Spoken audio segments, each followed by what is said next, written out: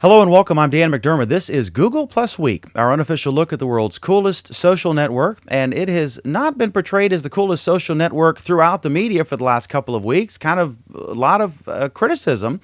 And we've been talking about it. We talked about it last week. And it's not all, it's not an aberration. It's sort of a steady drumbeat. And so we've been looking at two questions in my mind. One, we all like it, but some folks don't get it. Some folks find it difficult to pick up on Google Plus, and some folks find that there's no what I call return on investment, not in terms of monetary value, but merely in terms of is it worth your time? And a lot of folks find that it's not. So we're trying to delve into that and figure out, because we're not convinced that Google's figured out what the problem is, if there is a problem.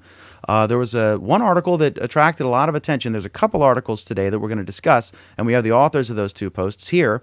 One of them, it was on CBS News Money Watch, and I want to welcome our first guest, and that is John Baldoni. Welcome, sir. Glad to have you with us. Thank you very much. Okay. Happy to be So here. I'd like to know if you could, your article was called, the title of your article, Why Google Plus is a Failure.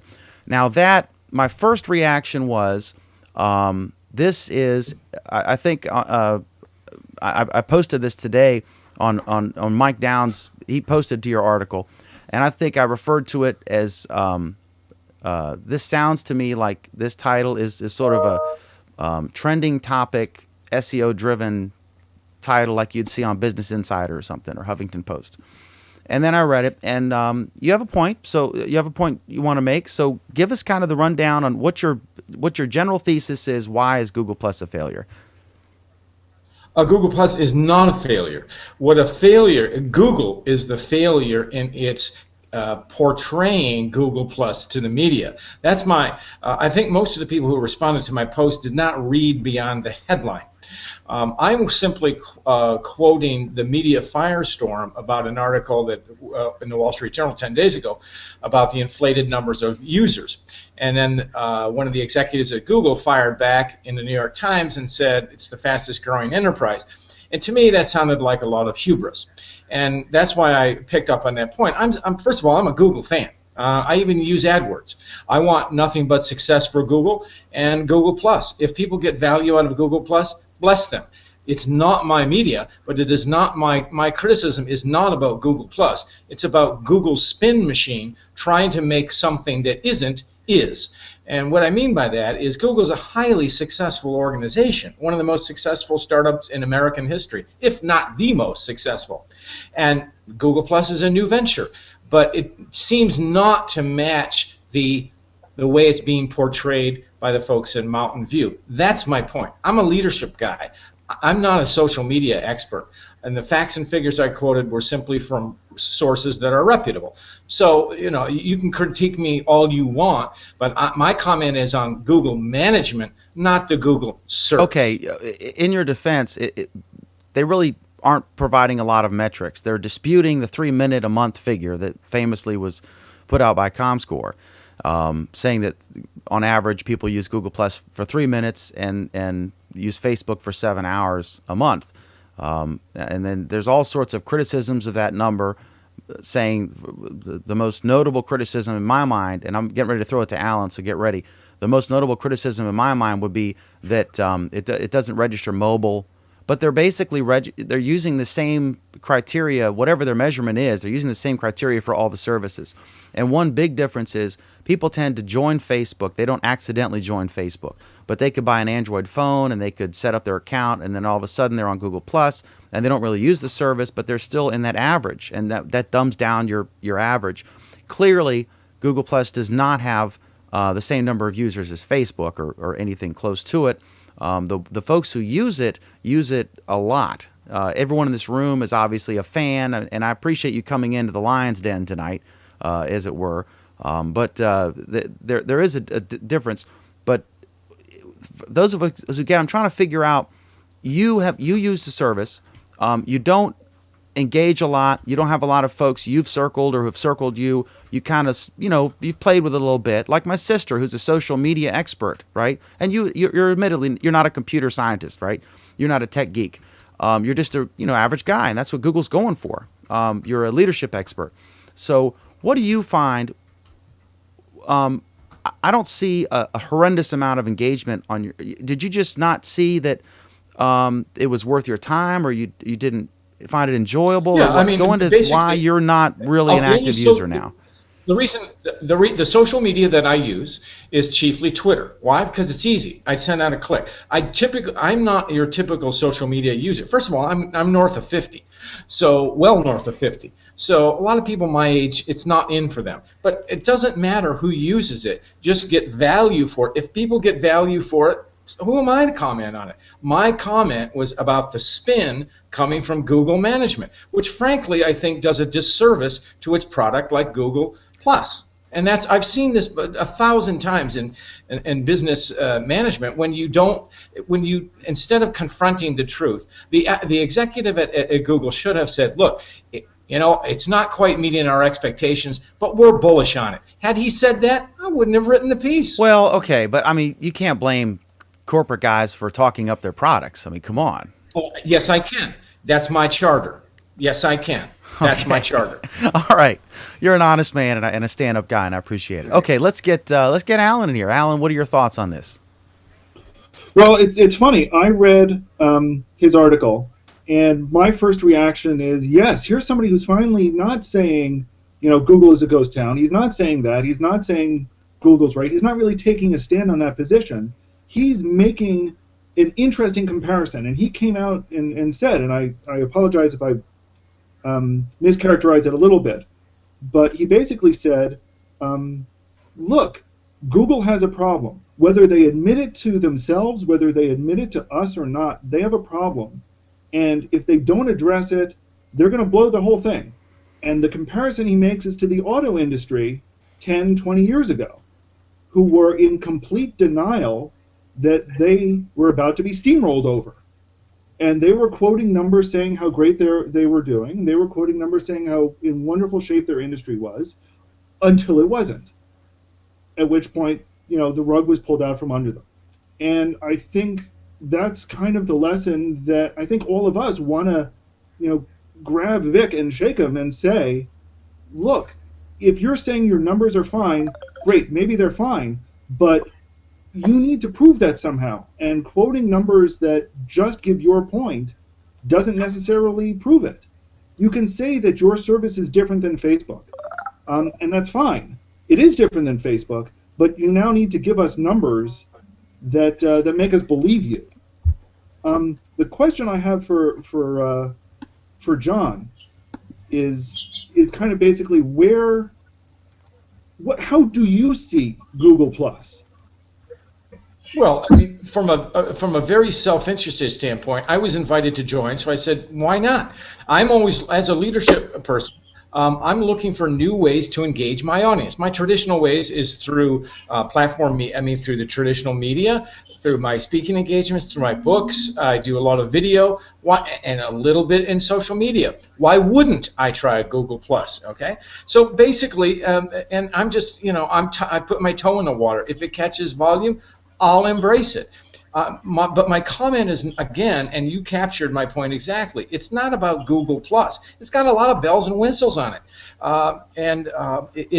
But the issue was with the management at Google, not the product. Okay, real quick. First of all, let me clarify. Google is a very, very well-run company. It's simply the way they have handled the media or the spin on this particular story. That's my edge on this particular okay, we've only got John.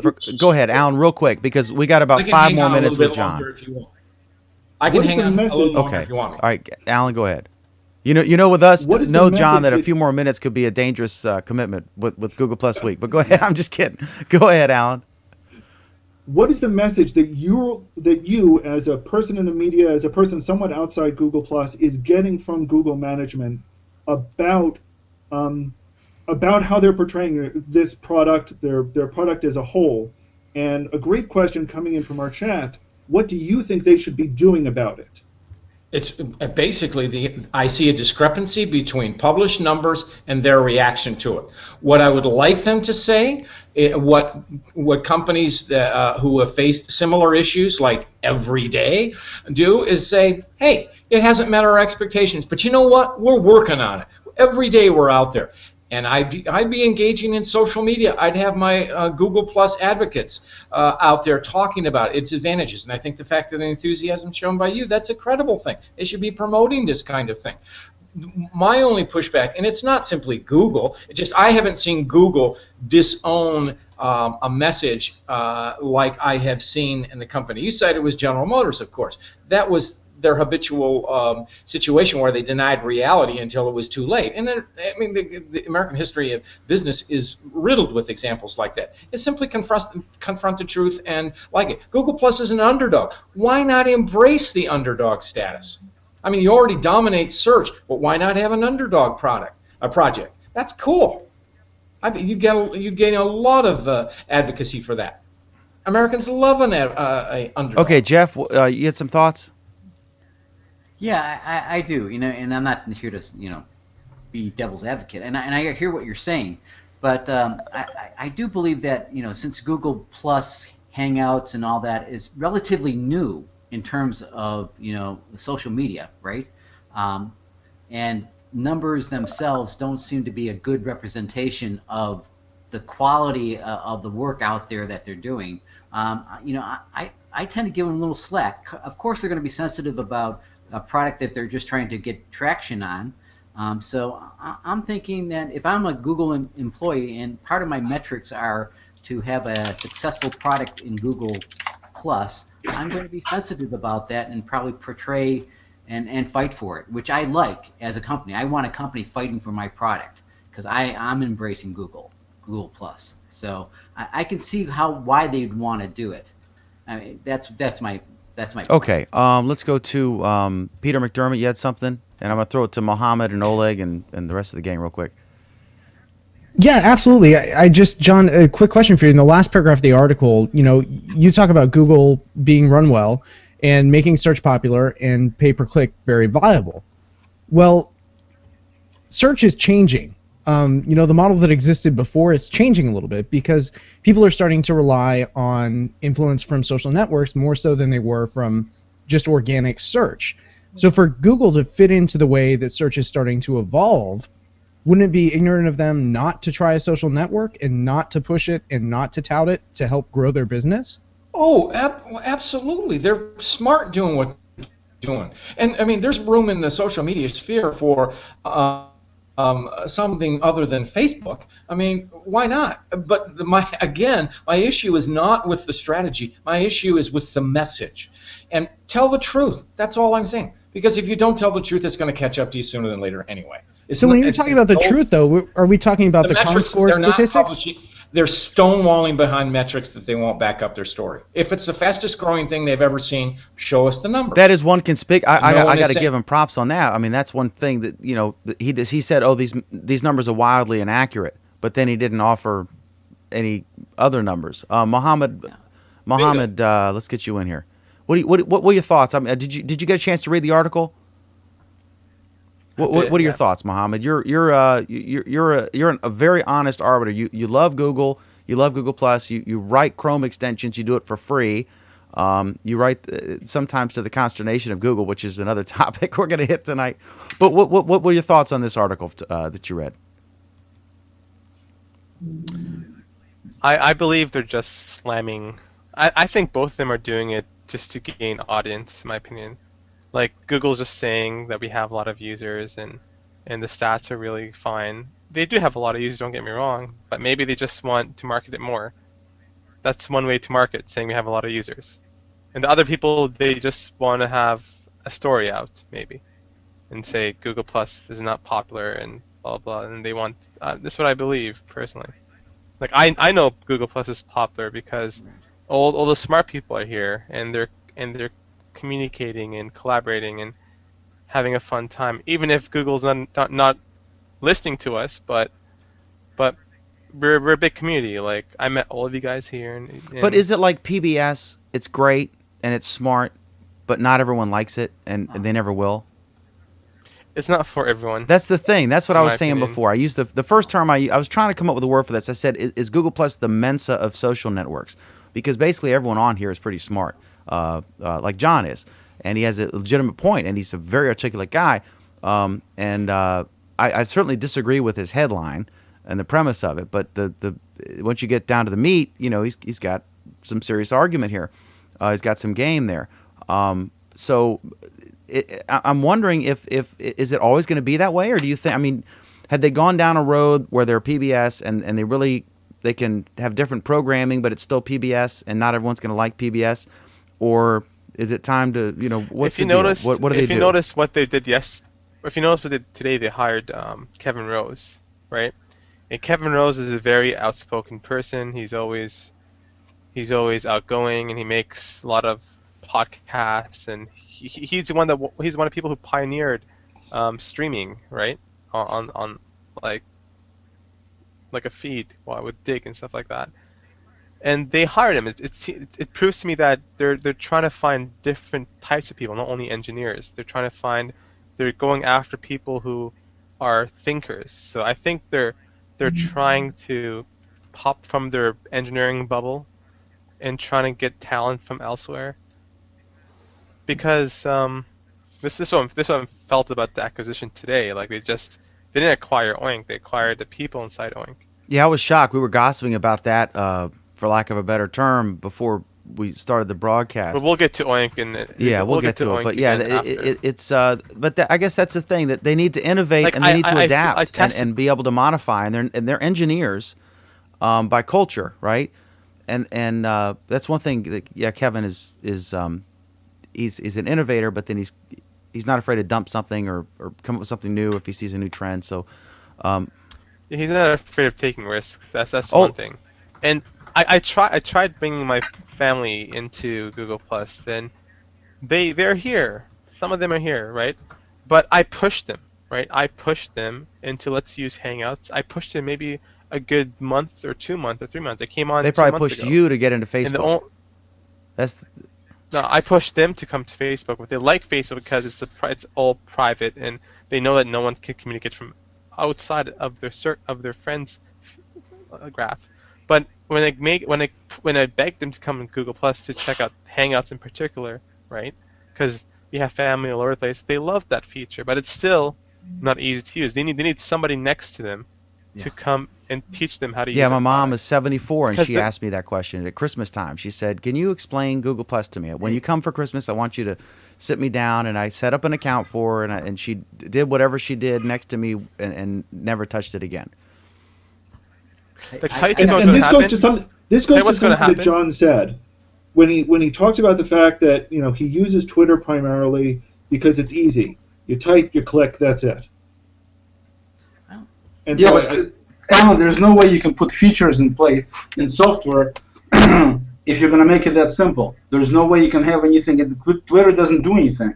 Doesn't do half the stuff that Google Plus does. Tell you what's can't gonna say happen? Make it simple. How do you make it simple if you wanted to do stuff? Exactly. Tell you what's going to happen now. Google Plus hit a market that people are interested in, right? But are they going to execute it correctly? People want to use the service, right? They want to. Like look at Peter, look at everyone else. They are using the service. They like it, right? They want to use it, and they're trying to improve it by talking in the panel discussions. Or we're talking here in our free time. We're not getting paid. We're talking because we like the service and we want to improve it. Yeah. But at the end of the day, is anything being improved? The only thing we're seeing is minor tweaks, like a notification turned red. I'm talking about the small notification, nothing major in stuff like that. Like if another player comes in a game, and tries to make it a more friendlier, easier interface or something different, people might go in that service because. well, exactly. Like, I mean, this is why things like Pinterest and why a lot of the other smaller social apps are getting so much traction is because they're small, they're simple, they're quick. People can get to them and use That's them the quickly. thing. I mean, what did they say that they're like the largest driver of traffic on the web now or something? That's impressive. Right? Overnight, That's right? impressive. Of course, Overnight. their thing is Impressive. loaded. Like you go to it, and it's like 12,000 pictures immediately. They got a great. Because that's their Picture job. tells it. That's what they went for. They went for something completely different. Google Plus, when they rolled out, they looked almost identical to Facebook, and they thought that people were just going to jump from Facebook right over to Google Exactly. Plus, Right. and they didn't. Yes, but they did put something out there called Hangouts, disagree. right? That it was Yes, they completely did. different. They did, that and seems to be the Hangouts driving Hangouts point. are and Hangouts are a step above what we had before in most group chat, but it's not as simple as Skype, which people were used to. Yeah, but I have a story. I got my mom, who's 88, on Google Plus, and she has the ability now, and she has joined a Hangout, so she can do it. And with a little Does she bit use computers regularly? No, she doesn't. I have to use Log Me In to kind of do things for her to set her up. I can't instruct her how to do anything. But once once you break through the envelope, boom, it's a done deal. It's not a done deal. And Yeah, it is. breaking through the envelope isn't always that easy. It was relatively easy for people to break into Facebook. It was relatively easy for people to break into Twitter. How do you make it relatively easy to break into Google Plus? And why doesn't the management at Google recognize the fact that this is a barrier to entry? That's They're really what it engineers. boils down I don't to. think it's a barrier to entry. I totally Okay, agree. let me get back to Yeah. our actual topic, which is John's article. John, let me ask you something. Tell me if you could sit down with Vic, who'd probably be mad at you right now, would put a pill in your coffee or something. But if you could sit down and give these guys some advice, having watched his interview, and the cringe moment for me, and I love Vic, and I'd love to have him on the program, and he has a standing invite, and I wish he'd invade our hangout right now if he's watching. But the stinging thing to me was when he said, "Oh, these numbers are wildly inaccurate," but didn't offer any alternative data. We know that, as I've said it, I mean, people who use it love it, but a lot of people don't love it and don't understand it, don't get it, don't find any need to do it. What advice would you have if you could sit with those guys and, just tell them what you think? Tell the truth. I mean, just be as honest as you want to be about it, but don't spin it. I mean, what they're doing is certainly not criminal. It's not even unethical. It just doesn't make good business sense because they're spinning a story with no substance. Rather than try to make something that it isn't, try to say that we're more popular than we think we are, why not embrace the other side of the story? Then you instantly get people on your side. As I said before, we all love an underdog. Why don't you do that? And we think we're this. If he said we are the hottest, savviest underdog in social media, I wouldn't have written my article. And who can say he isn't? But John, John, wouldn't you say that your tagline is a spin? So I mean, you got. I don't know what their tagline is. Yeah, but John, getting to the title of your article, though, and this is something I've been wanting to ask. The title of the article, and I don't know if you titled it or if your editor titled it, but it's Why Google Plus is a Failure. The first thing Dan asked you when you came in here is, why is Google Plus a failure? And the first thing you said is, it's not Google Plus that's a failure. It's the way they've been handling the story. So my question to you and the representatives of the media that's been covering Google with such a negative connotation is, if you're making statements such as Google Plus is a failure, either A, where's the spin that shows how it could be improved, how that could be changed, or B, is that really what you're trying to say, or are you just link baiting so more people read the article? There is a discrepancy between the title and the content. I'm not going to debate that. I mean, I'm not going to defend that. Is that who wrote the title? My point is not to tell. I'll stand by the article. Who wrote the? Did you write the title? Because I know mine. Like I own. I stand. It has my name on it. But did you write that? Because I know with my newspapers, I'll get some articles that have no title at all, and I have to write a title. And sometimes the authors has my name on it. I stand by it. All right, that's the answer. Okay. That's the answer right there. Yeah. All right. Any final? Can I ask? Yeah, go ahead. Just a quick question about Mike the Downs. I'm Google sorry. spin Go ahead, machine, Mike Downs. Yeah, so no, it's okay. John, you keep defining this thing about the spin machine and the management. Can you exactly say who you think you're talking about? Because from my perception, I don't see that there is a spin machine and a third party. This is just Vic, or am I got this wrong? Well, whoever's speaking for senior management, the quote I read was Mr. Vic, whatever, and that's what I reacted to, because his the reporting in the New York Times did not accurate. He did not show any backup for a statement which seemed overinflated. That's my point.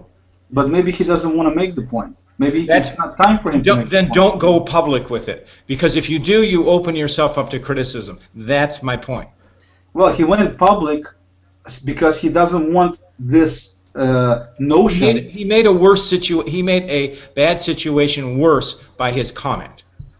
And I'm Possibly. telling you from a media standpoint, what he should have done is either disprove it with facts and figures and metrics, or say, we're not as fast as we think we are, but we think we're pretty cool, and you're going to see a lot of changes and coming down the line. I hope everybody will stick with us and stay tuned. I got to say one. Okay. So sorry, Go ahead. I just ComScore Go ahead, Mike. was wrong. Basically, that's all he said. ComScore's Okay. numbers were not complete and they were wrong. The So reason what's why wrong he with said that? they were wrong. The reason why I said they were wrong is because they're not taking mobile activity. Well, also, But they're it doesn't matter. judging the mobile, same. they're not But they're looking at judging any Facebook by the private same Yeah, but they're not criteria, taking right? So the mobile disparities. activity from Facebook They're as well, judging so. Muhammad. Aren't they judging Facebook with the same metrics and tools that they're judging Google Plus? So, however, I mean, maybe it I wonder how they bring these metrics from. Like, how do they know how long I stay on Facebook? I have no idea. I mean, Like, I don't get that. I don't know. Metric They aspect. get it- Like, they how get does it John, ComScore know? John, I got to tell you, again, I appreciate you coming on, and you're always welcome to join us in the future. And I'm glad you're on your first hangout, and I hope you like it. Even though we're a fun bunch of guys, but I got to tell you, You will get beat up. No. with this kind of topic. no. He offered. He's a leadership coach, and he has legitimate criticisms about Google's leadership's answering this story, and I share one point with him that if you're going to refute a metric, then offer an alternative metric that is accurate. He's That's a right. legitimate criticism. So John is accurate in that, in my opinion. But one thing I think is a legitimate question to ask you is the headline of the article, and I only ask you this one more time. The headline of the article, you kind of said, well, that wasn't my point when you went into it, and you said it differs from the meat of the article. And then I asked you if you wrote the headline, and you kind of wouldn't answer that a couple times. It's kind of you're employing the same tactic or the same, really the thing you're Exactly. criticizing Vic for. And I think it's a fair question to ask you if you're going to distance yourself from the headline, but say you stand by it because you wrote the article. Did you write it or did you approve it or what? Because the headline clearly is, kind of. No, but the bottom line, I think Dan was trying to say, is that you have reasons why you don't want to answer that question directly, and those are your reasons. There's nothing wrong with that. He's our guest. let Dan talk. John, it's a fair question, isn't it? Did you write the headline? I take ownership of the headline. Yeah, okay. Has my name on Okay. it. All right. So, John, I got one All right, quick and then we question. got to Now go that to you our are next guest. But Yeah. Now that you have participated in a hangout, and you were to look at your own business, could you see yourself implementing something like this, using the hangouts for how you conduct your business and how you do things? I mean, don't you find that this is a very cool service, and you could actually use this to your benefit? in your Without question. ordinary life? Well, without question. I mean, and yeah, people video linked, absolutely. Of course. I mean, I do that. Yeah, absolutely. yeah, I think he likes So- it, and I think so- he, because I talked to him today, and he was eager, Jeff. I explained how to, and he did a test hangout with himself. I said just do one and invite yourself only, and then nobody will see it, right? The post, and then you can make sure the volume levels are working and stuff, and he likes it. He can see where right now he's engaging with. We got UK, we got all over the country here, and this is valuable. And this is a on-air hangout, which is more limited than the regular and the hangout with extras. Like if you're in a hangout with extras, you could, or I guess the regular one now, you could do here you can do a screen share. You can import Google Docs into it, so it's cool. But yeah, I'd like to, John. I'll tell you again. I appreciate you coming on, and you're welcome to hang out with us. But I know we've already exceeded the time you told me you had. But you're welcome to hang out and weigh in on other topics. And I'd love to have you back.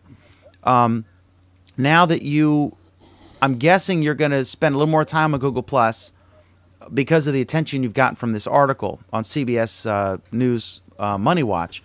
And I'd really love to get your perspective in a month or two as this evolves. Because, of course, it is a lot of your criticisms are valid, right? And like I said, I think the title was my initial observation. I stand by, as you do your article, was that it was an SEO bait, whatever you want to call it. I'm guessing that, and you don't have to respond. I'm guessing that someone at CBS wrote the title, and you said, okay, fine, and now you got to stick with it because you don't want to call them out. But that's just my speculation. But I think that you're a stand-up guy for coming on the show. I'd love to get your perspective in a month or two as you see how this evolves, because, of course, it is still a beta product. It's open beta, and I'm not using that as a crutch because they're promoting it with the Muppets and everything, so obviously it's not just some obscure, alpha test. But I'd love to get, as it evolves, I'd love to see if your perspective changes at all. And I want honesty. I don't want you to say all the right things. I'm curious. But you're an intelligent guy, and you're always welcome to join our program. And thanks for entering the lion's den, as it were. Thank you very much for the opportunity to express my point of view, and I appreciate all the cogent feedback from the folks. And I would hope that Google would channel the passion that all of you have for this product. You are its advocates. It will be people like you who champion the product and make it work. Thank you very much. Okay, awesome. That's great. You're a great guest, and thanks so much for doing this. You're awesome. Okay, so let's go to our next guest. And that is Samantha DeVita, and you also you somehow crazily agreed to come into this Google fandom opera chorus, whatever you want to call it. You wrote a post, and it got a little controversy. So why don't you tell us about your post or something? You see a trend developing here, right? We're trying to analyze. Yeah. We're not trying to defend it. We're trying to analyze what's going on with all the media criticism we're getting, and like I said, both you guys have legitimate points. So go ahead and make yours. Sure. Let me start by saying that the headline of my article was engineered to be picked up socially. Obviously, you can read it and see that. So it was designed to be that way. My take on this is, I've been on Google Plus. I have, obviously, now, since everyone's gone out and stalked my profiles, more than one profile that inadvertently, have been, created on Google Plus. And then I also had one that I use for industry-related information. So I try and keep those, personas separate.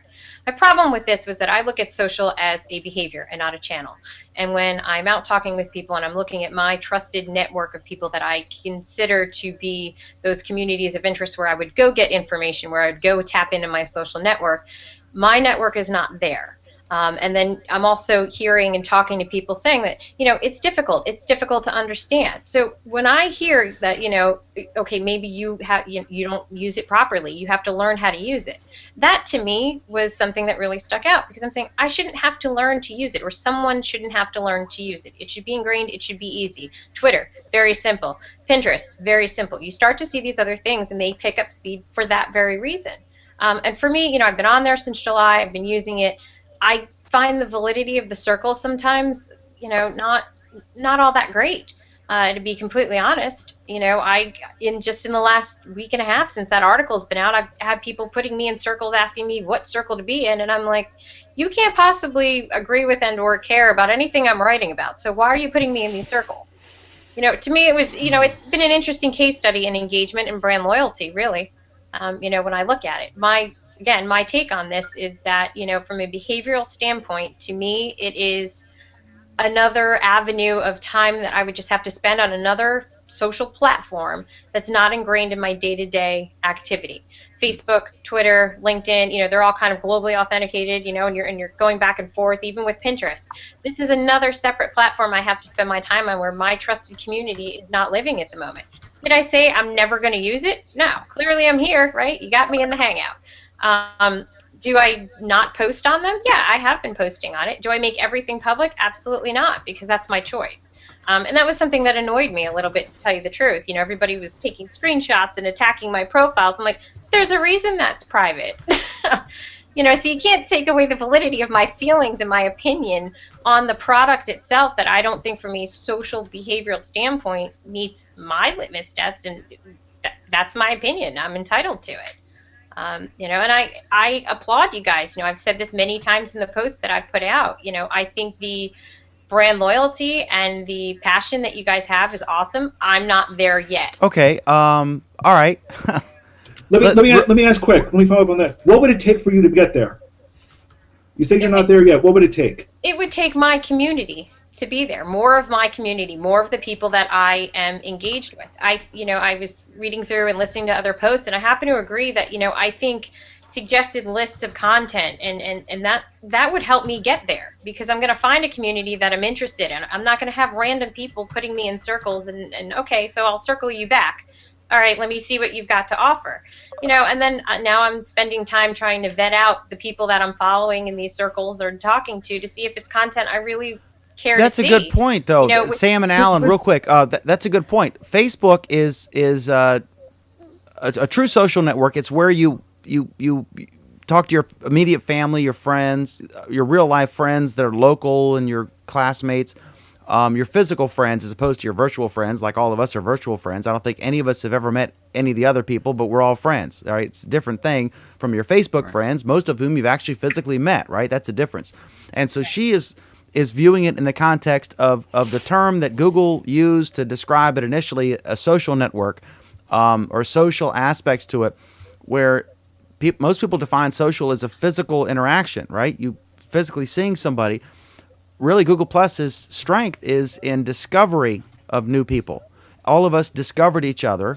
Every single person in this room would not have met any of the other people except for Google Plus. That's true of almost every hangout you've been in. But she said that I didn't see my other friends on here. So she was looking for something different. So I think that's very telling. Let me go to Alan, then Pam. Okay, you got to remember how Google built this up front. They said it was sharing reinvented for the web. They basically said when they launched this network that it was going to be just like real life, but we've moved it online.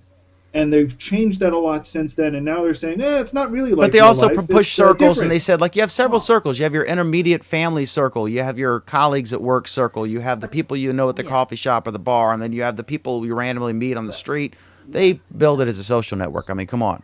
But the assumption has always been that you would bring others to it, just like in any social network, right? And so that has been the assumption that other people that you know would join it because you're.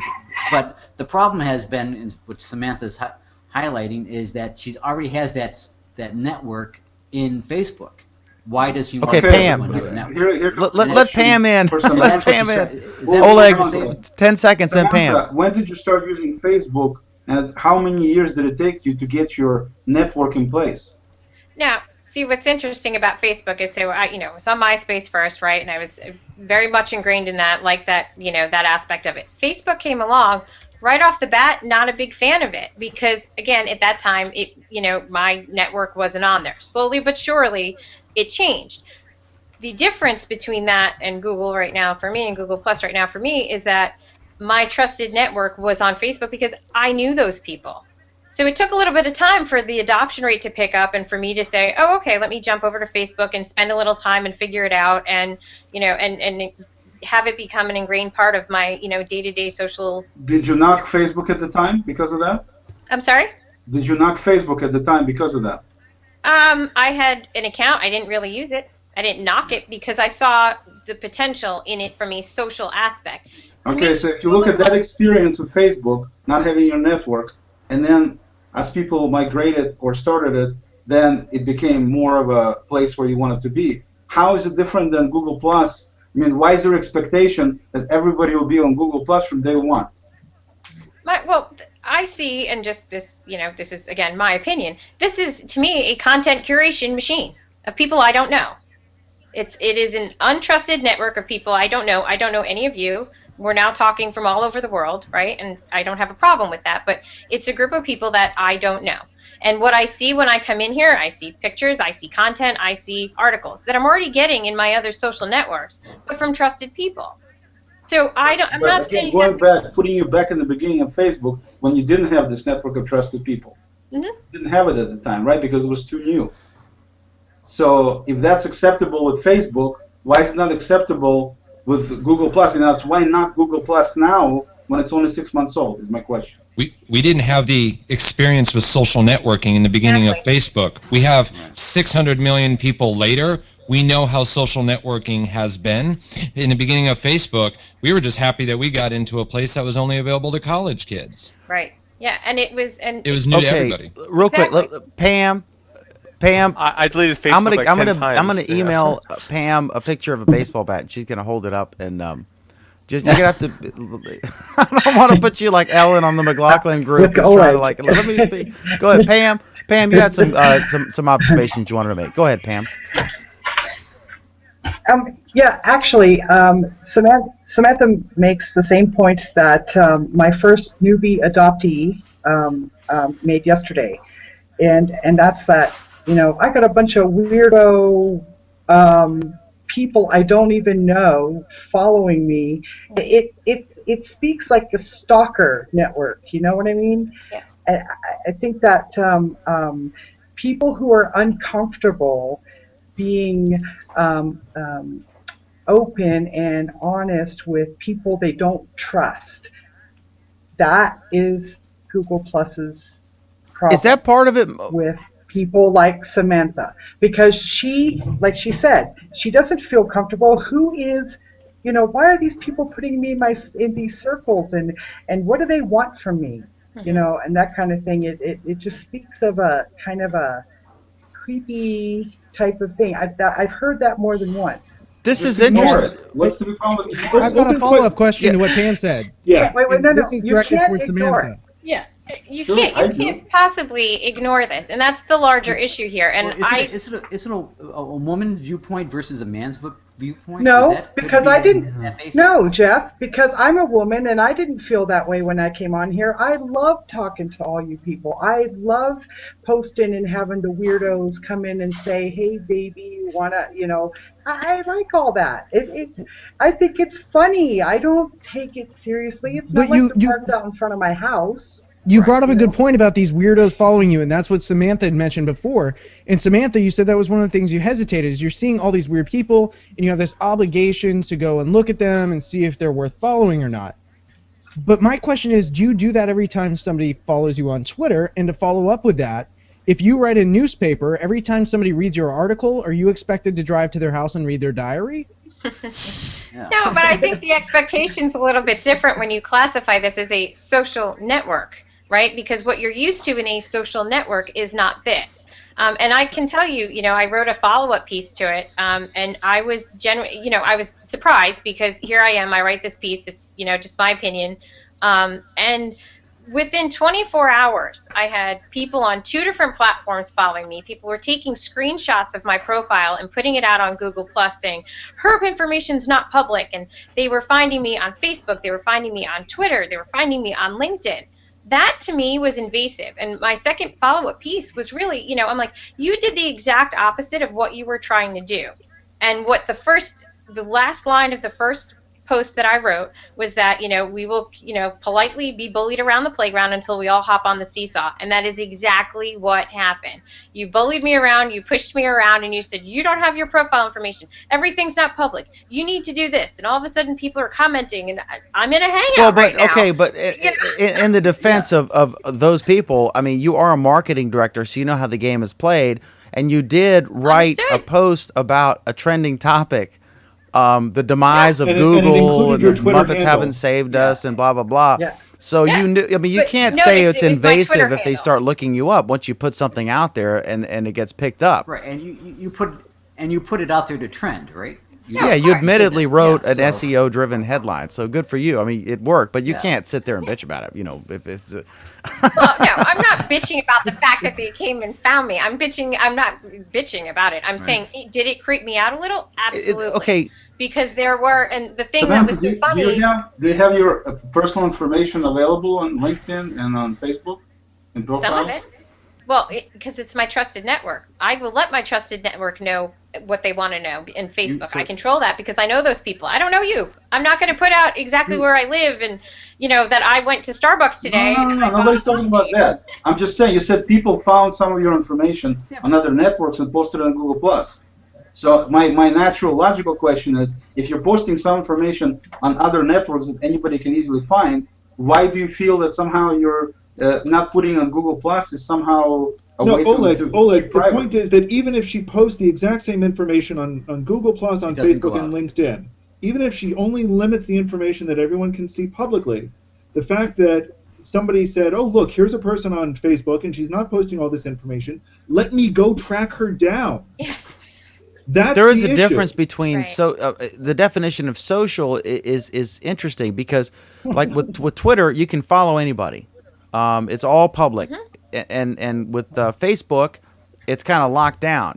Since some of these profiles, you almost got to know somebody's social security number to friend them, right? And then once you friend them, it's a two-way street. With Google Plus, it can be a one-way street. Same thing with Twitter. I follow people who don't follow me back, and vice versa. So I'm wondering if this hybrid, I don't know if it's being mismarketed or what. I mean, I don't know. I mean, but I see this. I mean, this is a trend we're seeing from folks. And it's hard for us to picture it and understand it and empathize because we're such huge fans. And so that's why I'm trying to get Well, these folks on this here to is try the to learn point. what's going on. But I think they all have This is the point. points. Yeah. Go ahead, Oleg. The point is that, number one, the whole social word is completely bogus. Okay, because what's social for some people is still totally different for social for other people. And so try to put it in one little convenient spot or definition is meaningless because everybody has their own idea of what social is all about and how you're supposed to be social. The problem, Oleg, is that Google Plus, the way Google made Google Plus was to invite comparison to Facebook. They invited the comparison. Yeah. So you can't then turn around and say, oh, but wait a minute, Google Plus is social in a different way than Facebook is social, after saying that Google Plus is just like Facebook. I'm saying Right. forget the But whole you- word You social. don't know Who what the cares? next. You Who don't know cares what about the if next. it's social or if it's not social? Yeah. Who cares? It's a way for you to share your thoughts, your pictures, your videos. You want to call it social, call it social. Who cares what it's called? What difference does it make? Well, the reason, well, no, Hold it on. doesn't May I matter ask what some- difference it makes. The problem is what comparisons it invites. Right. Google, by calling Google Plus social, invited the comparison to Facebook. Okay. No, And no, they MySpace. didn't. I disagree that Samantha, if they put in a privacy restriction similar to Facebook, where only you have to accept people who want to follow you, would that entice you to use it more, invite your friends more? Would it be something that would you see the benefits more than Facebook if your network were the same?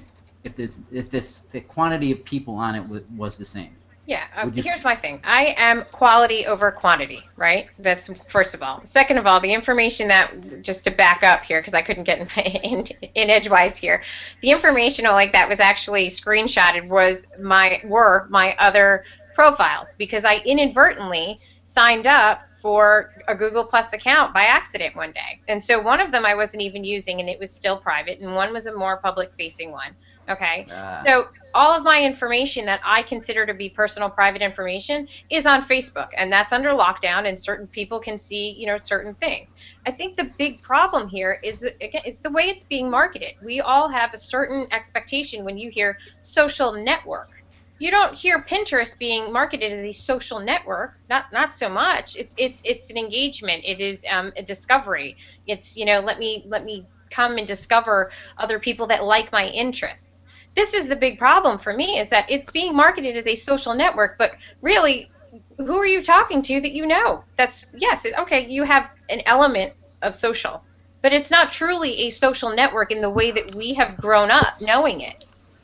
No, How much of that would no, change, no, Sam? How much of that would change if everyone was on it?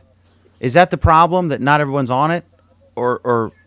Well, there's okay, and I can go through my list. My mother, my father, my sister, who's younger than I am. A number of people are on it, but are they actually using it? No, right? And so you've got a bunch of users that, okay, I have my family circle and I have my acquaintances circle and the people that I worked with at Dow Jones, right? But they're not on there.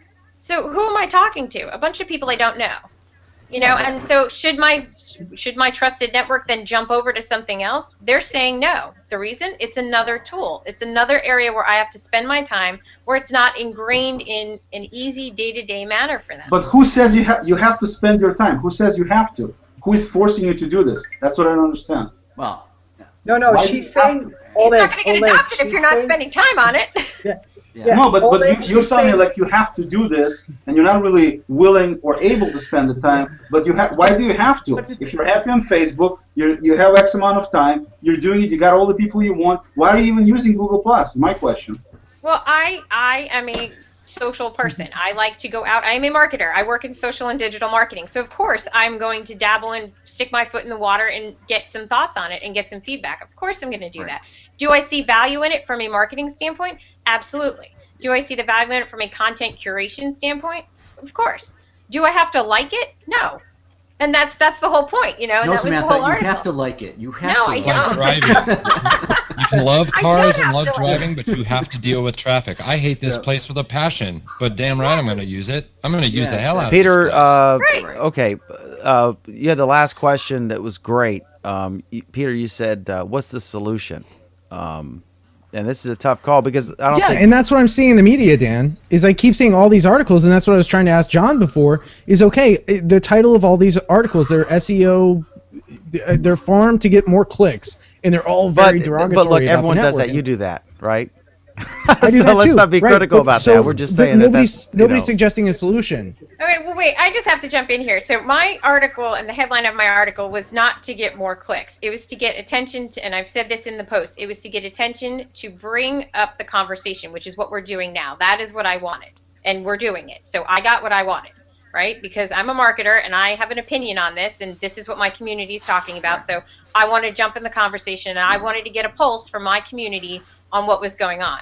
Did I expect this? Absolutely not. But it's awesome because now I have something that, you know, I go back now and I'm looking at this from the standpoint of brand loyalty, brand engagement. What's the problem and what's the solution? So what You know, is the solution, in your opinion? What can Google Plus do, or Google do for Google Plus, Yeah, or you know, do you have a solution? Because I don't think anyone does yet.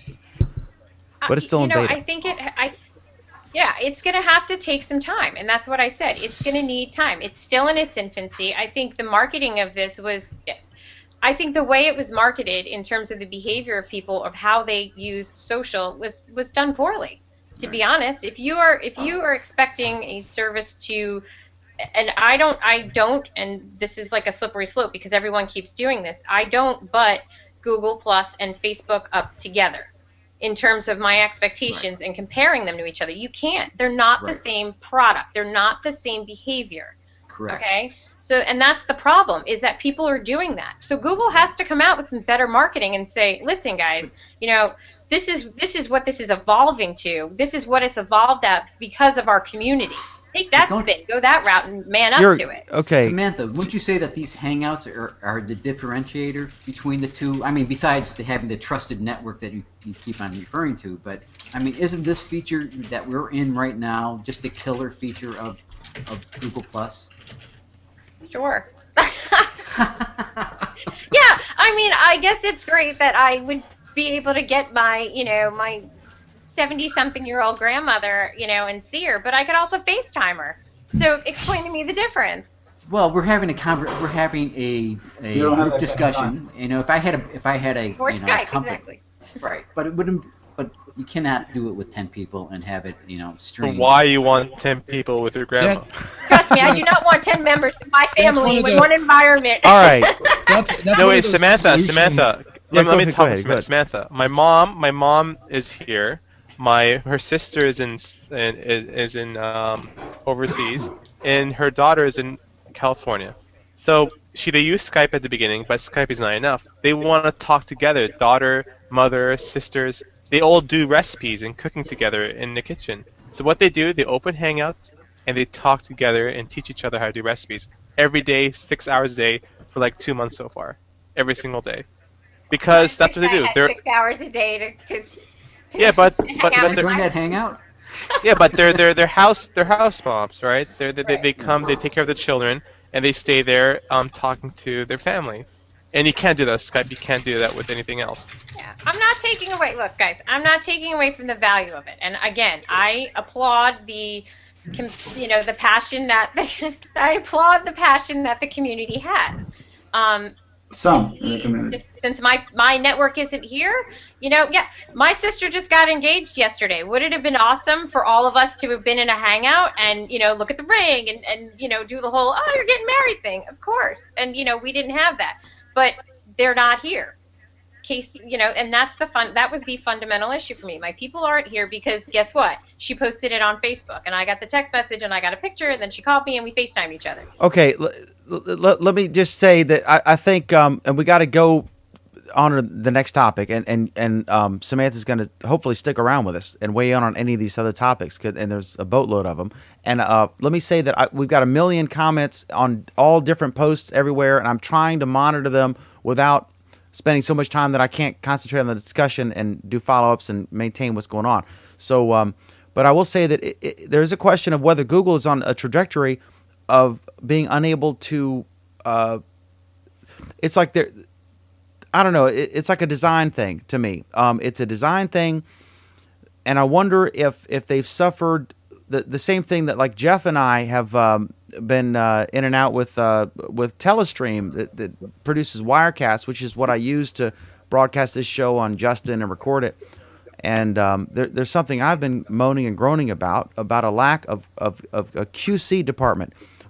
When I worked at Deltek as a database programmer, they had a QC department that was just, it was really, I think it was about 3 or 4 ladies in their 50s or 60s or whatever, and they would use the software, and they would just go through everything and click on every possible thing and offer their comments and find bugs and stuff.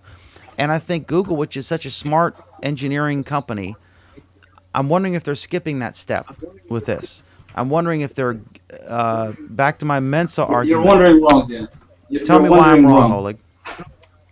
You're wrong because number one, it's an ability. First of all, if you ever looked at the jobs at Google, they hire people with master's degrees, preference for doctorate. Okay, so that's how they hire people. Okay, some people, there's some moron. Hopefully, he's listening to the show who wrote that Vic Vendotra was a stupid guy. Okay, you have to be a complete moron to actually think that if you know where this guy came from and what his experience is like. So if you wrote a piece of code yourself ever, then you know, in terms of quality control, there's no such thing as clicking on everything and checking everything. It doesn't exist, okay? If you look at the scope of the whole Google Plus application and you look at the whole Google universe of services, everything they provided with Google Apps and search and Google Plus and everything else, you can't imagine the task it is to be able to run it without the happy fail whales like we see so much on Twitter. Okay, it's amazing how well they're running the infrastructure, can grow it and everything else. You don't get that done with people who don't check their code. It doesn't work. It doesn't fly like that. Is it too much to ask that the masters and PhDs building a place take a few minutes and go outside and see America? Problem is, Eric, the problem is that everybody and their brother has an opinion, okay?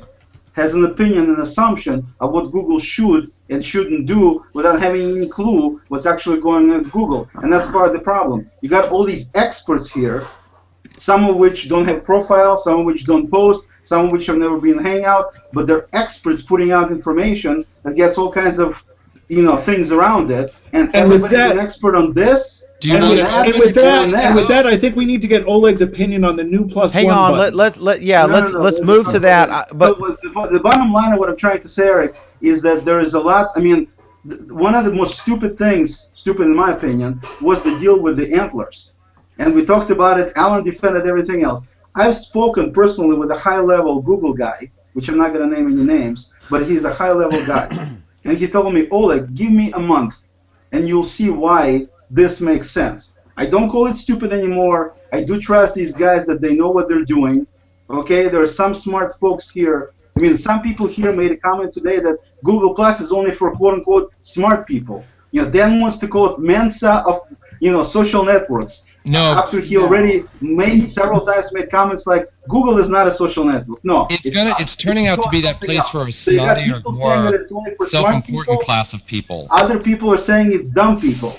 There are some people who are stalkers. Oh, like the whole thing. It's different. But see, Oleg, this is where John was right. This is where John was right with his article. What you're saying is, I now trust them. I trust what they're saying. I know they're going to do the right thing. But that's like getting into an automobile crash, the driver getting out and saying, don't worry, we can make this not happen.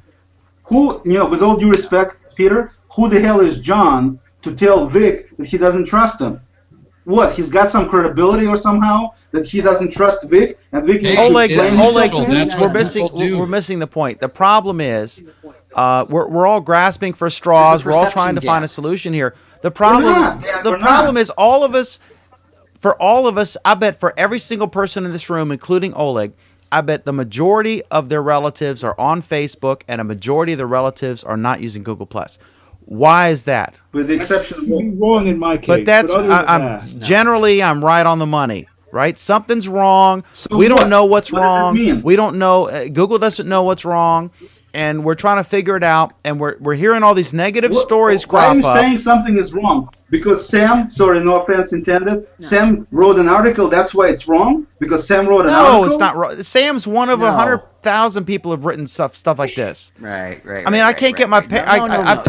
All of us are lobbying our relatives. We're a select group. We're lobbying our relatives to get on the service. I'm not lobbying my relatives. I can tell you one My thing. mom. Yeah. I had a client last week that I deal with on a monthly basis, and I went to them and showed them Google+, and the guy hit himself in the head, the manager there, it's a real estate office, and said, why didn't you tell us about this before?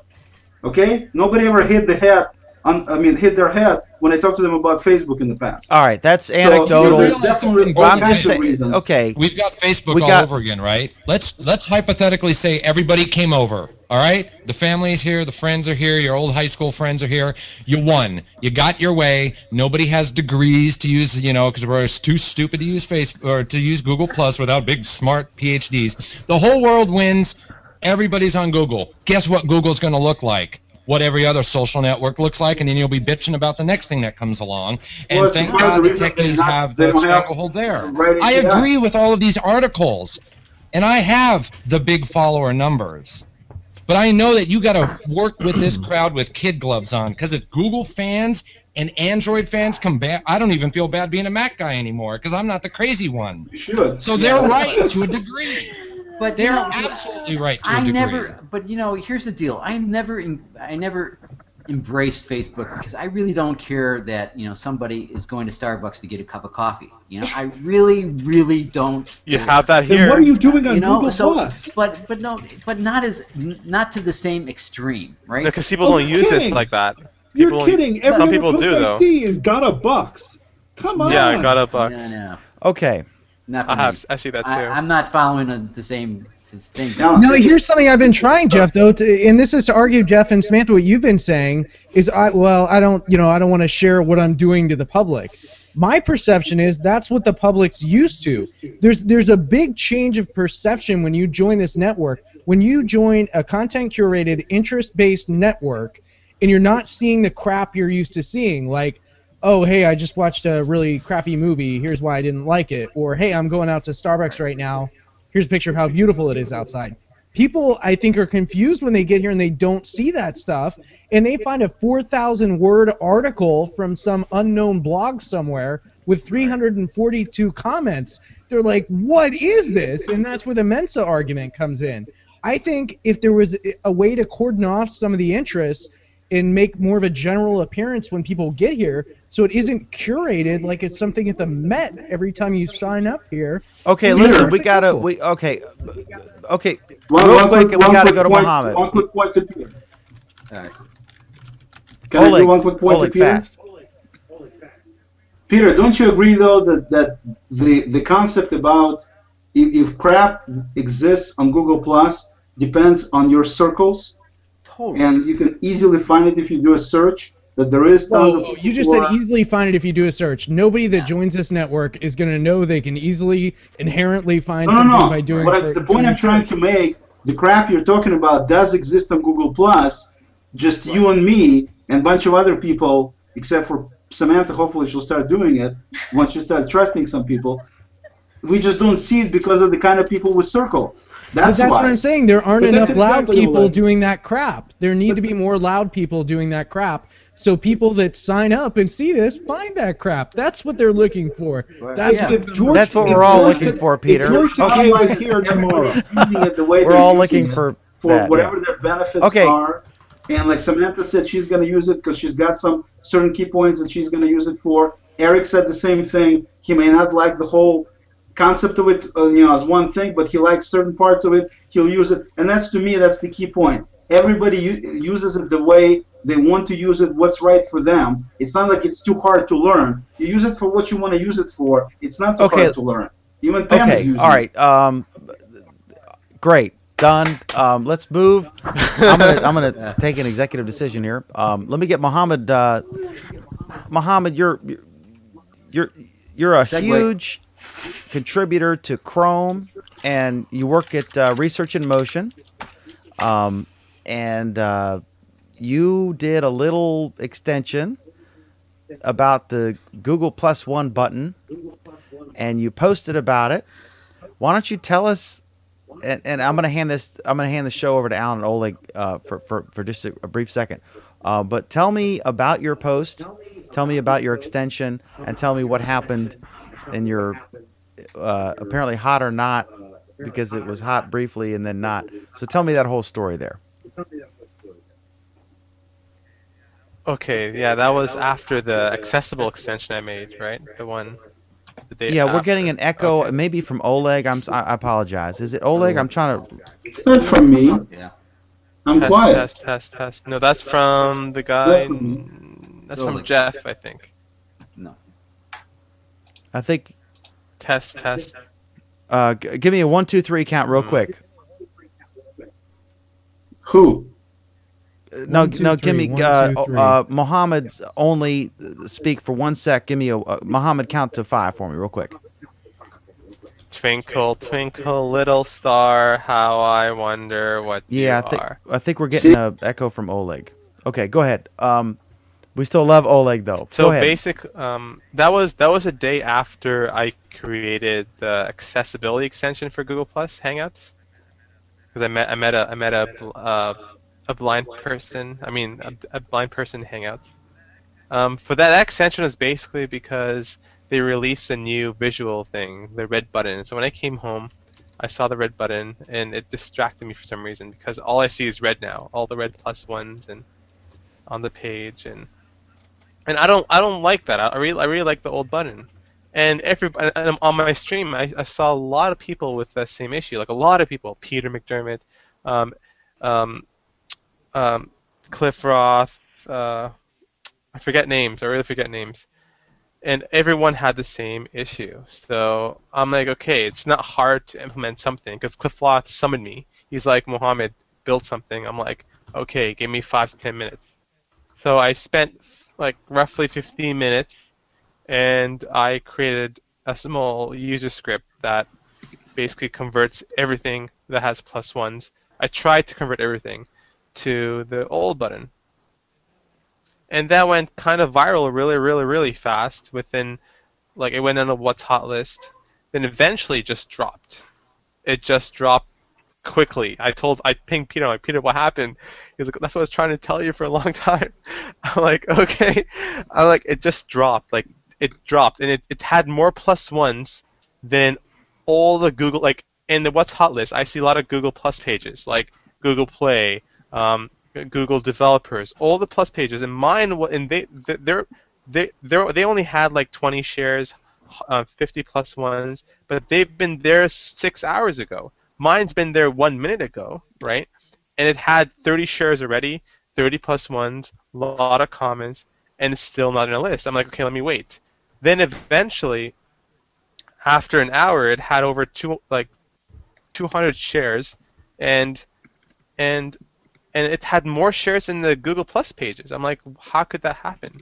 Like, why would suggested user lists be on a list for days, and they don't have the same amount of +1s or reshares? While my post, which was really hot in Google Plus, right? You guys agree that was the hottest topic in that day, that the red button appeared, and that wasn't on the list at all. Nothing like that. So quickly, I realized that many people had the same problem for the last like 2 months on Google Plus, and that's what it's giving bad. It's giving bad bad effect to the people like us. They're like, why is this happening to us, right? Like, I'm feeling saddened because I want to see stuff in what's hot that I'm interested in and stuff like that. I don't want to like see the same post over and over again. Like yesterday, I saw a post with an image and text on it, and that only like I really wanted my word to go out, but it went out in a manual way. Like people just sharing it and people just by luck seeing it. It didn't. And So, then I don't know. Then a Googler came and said it was a bug. I'm like, it's been a bug for two months. Is it really a bug, or there? I don't know. Like a bug like this is really, really bad to see. Like pages, verified users are always on that list, and suggest users. These are when people have more rate than any other person. And it's, So Mohammed, Sorry, Peter. No, I was just curious, Mohammed, if you were more upset about the changing of the button and the design with that, or the fact that you had posted the extension that you had written, which would revert the new Pantone colored button back to the original multi-primary colored button, and your post explaining how you had created the extension and how to install it had appeared on the What's Hot list, and then very shortly later disappeared from the What's Hot list. Within a minute, I timed it. It's like less than a minute. Not less, like 2 minutes, something like that. It's really, really fast. I was more disappointed that it got removed. It got silenced. It got favorite like on the What's Hot list. I got really annoyed. A bunch of people though said that they hated it. They hated the button. And Mohammed, did anybody applaud you physically for writing this extension? Many people said thank you. Yeah. Many people thank you. Now wait a minute though. Here's what I'm curious. Why, Oleg? Why do you not like the button? For the same reason many people said they hate the way it looks. I don't like the button because, in my view. No, I don't like the button because the red symbolizes negativity and symbolizes a high contrast. It can be the first thing is it's tangerine. It's not red. The second thing is everything else is blue. So everybody's website is blue. And the third thing is it's ugly. Why is it ugly? Because it caught your attention. And I got to tell you, when I first saw this thing, I was angry as all get out because it totally contrasted my website. But then I noticed the psychology behind it. There's something about the button being all white with the tiny, tiny little splash of the orange that colors the G and the +1 that when you click it and everything becomes the opposite, it inverts the color where the white space becomes the main color. You feel satisfied. You feel relieved. Like, oh, I fixed it. It was a problem. I fixed it. You fixed it by turning it all red? I mean, that's, I don't know. I think psychosomatically that's in there. That you're thinking that when you're seeing the button now, and you weren't thinking that before because it looks so much like what color is the Twitter logo? What color is the LinkedIn logo? What color is the Facebook logo? Is Google going to stand out if they really if they were also even have the same color palette? It's an aesthetic thing. For a lot of people said they hated it. So there got to be something to it. I'm sorry. I muted myself. The thing is, but listen,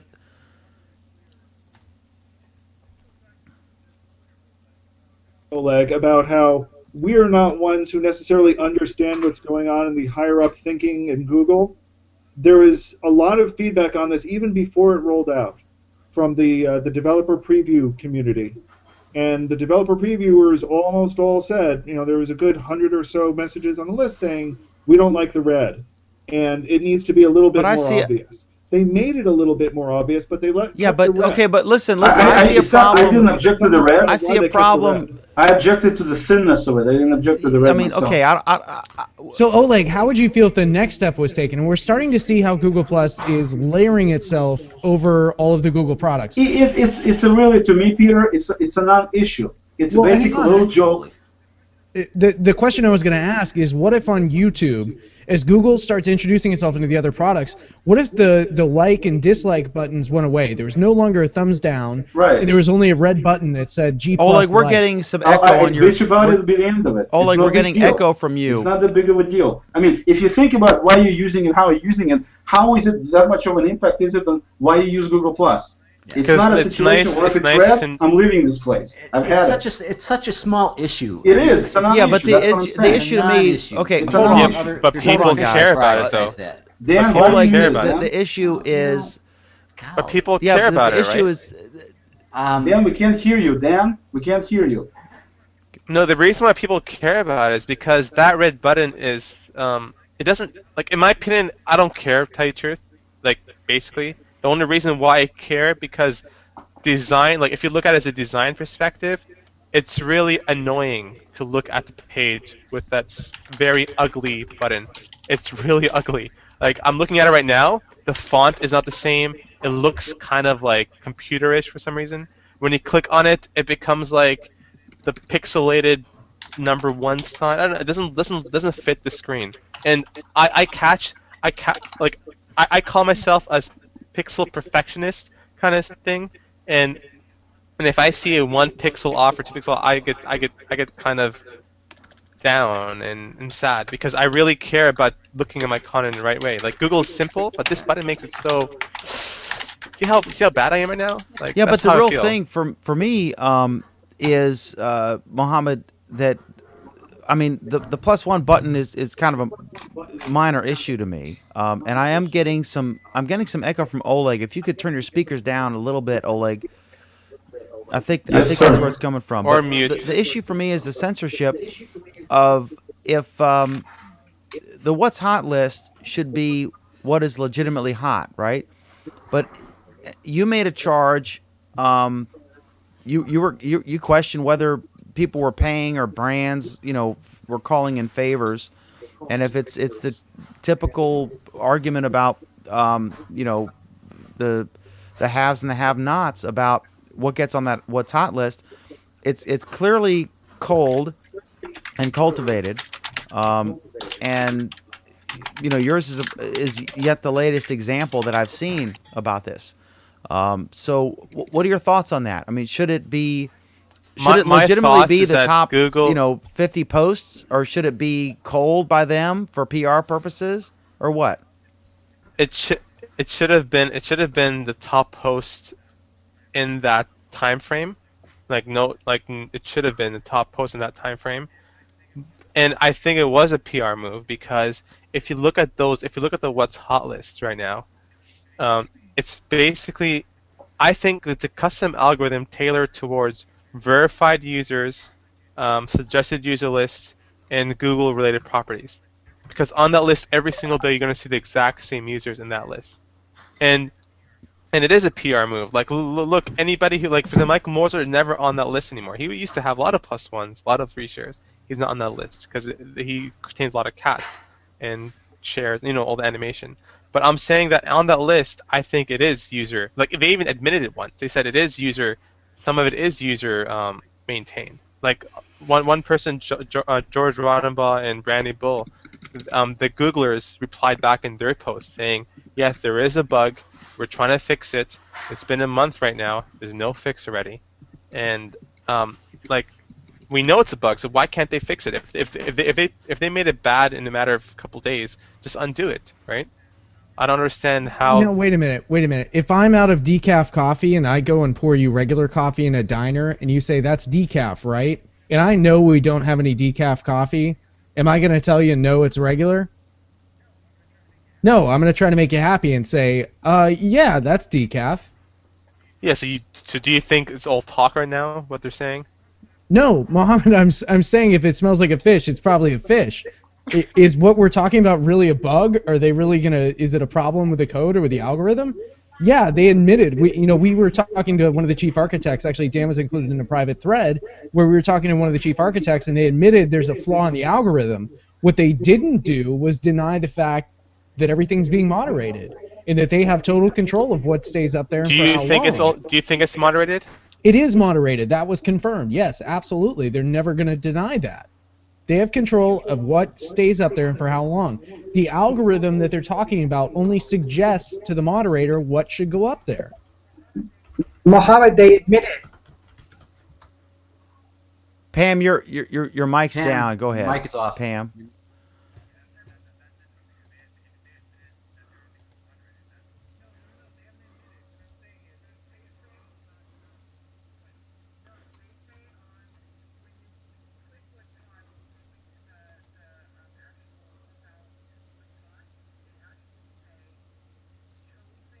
chosen topic or chosen posts that that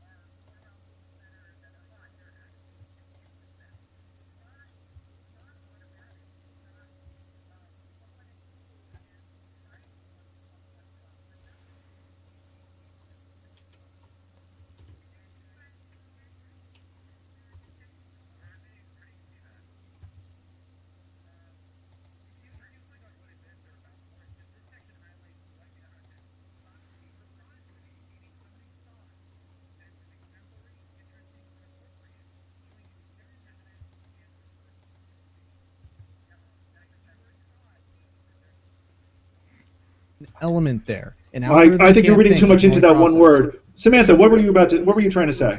Well, this just goes back to the larger issue in terms of, what our expectation is of a social network. I'd be pretty damn pissed if I found out that Facebook was limiting and changing the content that my social network was putting out. It is not a true social network, and that it drives me nuts. I'm not saying that I don't like it. I agree Whoa, about that. Whoa, wait a minute. Samantha, you'd be pissed if Facebook censored your friends? But it does, right? Well, I'm saying I censor my friends, but if my friend is posting something that they don't feel is relevant that I should see and I don't see it, Facebook does that, right? not in that capacity. Yeah, absolutely. That's how the whole stream works in Facebook. Okay, we're still getting. Facebook doesn't tell you everything We're still from all of getting your friends. an echo from Oleg. I'm getting a feed. I'm not sure what it He is. just wants to shut me up. No, Fine, I I'll love shut you, up. Oleg. You know that. I'm just saying that I'm looking at the hangout in the bottom, and whenever someone's talking, I'm hearing an echo, and I'm seeing the green bar appear under your thumbnail only. So I'm guessing that's where it's from. I'm not sure what the deal is. Yeah, Samantha, Facebook has an algorithm in place, and in Facebook's case, it is an algorithm that doesn't show you everything from all of your friends. Okay, so we all agree on this. And Sreek, welcome, Sreek. Yeah. All right, next topic. All right, Mohammed, Okay, well, 1 second, guys. Since you're talking about echoes, Cheech, who just released a post saying, whoever sees the echoes, there's an update right now, as of like 15 minutes ago, Oleg. So go on the link on the left, install that update, and you'll no longer have an echo. In fact, he says, if in the past week or so people are suddenly starting to hear a lot of echo coming from you. I get a 404. why do they always do this right during our second link. show? Like the games come out Because they release everything on Friday night, Dan. Come on. because Just engineers have go install engineers it- have go no install it and life come on back. Friday night, so they can. Yeah. Oh man. Okay. All right. I know you got to leave in a sec, Mohammed. I know you wanted to get on Kevin Rose, so let me get your thoughts on this. And I think it's awesome. Isn't it fantastic? Tell me, like it's a whole tell new me, shift. give me a minute, 30 seconds to a minute, a quick. Who is Kevin Rose for folks who don't know? Why does he matter? Why is this a big deal for Google? If I recall, Kevin Rose, he was in the Silicon Valley since the beginning, right? He founded many companies such as Tech. He was a co-host of Tech TV, if you guys knew about it. And then after Tech TV, he opened up Dig, which was really popular for news aggregation. And then he went to Revision 3, then Ponce, then Milk. And he's really regarded as a very good person in the tech industry because he has very great ideas, and he's pretty well known. Everybody respects him of the stuff he's doing, and he has a different mentality of every other person that Google really hires. He's not an engineer. I don't think is he educated? I think he dropped out of university, right? So he dropped out of university. He has no degree in university, and he's basically like a startup person that likes to build stuff. And Google's is hiring these types of people now, which is pretty cool. No echo. It worked. Yep. Cool. Okay. And Mohammed, what about the lack of success in pretty much all the ventures. I don't have anything against the guy, but look at his ideas that coming out of each venture. He has innovative ideas, like his venture out of Dig. Maybe he doesn't know how to build it at the end. Maybe he doesn't know how to maintain it. But certainly knew how to start it, make it big. He knows how to start it, invest it, and gather a lot of buzz. But then it dies out. But he knows how to start stuff. A lot of I mean, Oink apparently has had 100 and how many million people before they shut it down? Dig was huge. 150,000 at the beginning. Dig was huge. Oh, Dig was huge. Yeah, Dig was before Google News. Right. Mike Downs. But my point is his reasoning around his way of thinking is different than the way of how Googlers think. Right, he's more of a product person with an engineering mindset because he was a computer scientist. He dropped out, and he loves to build stuff and take risks, right? And that's what he's been doing for his Oink. What is Oink? What was Milk, sir? What is Milk? Milk was basically a platform to build rapid stuff every 3 months. Their first product was Oink, and then Oink got sold to Google, right?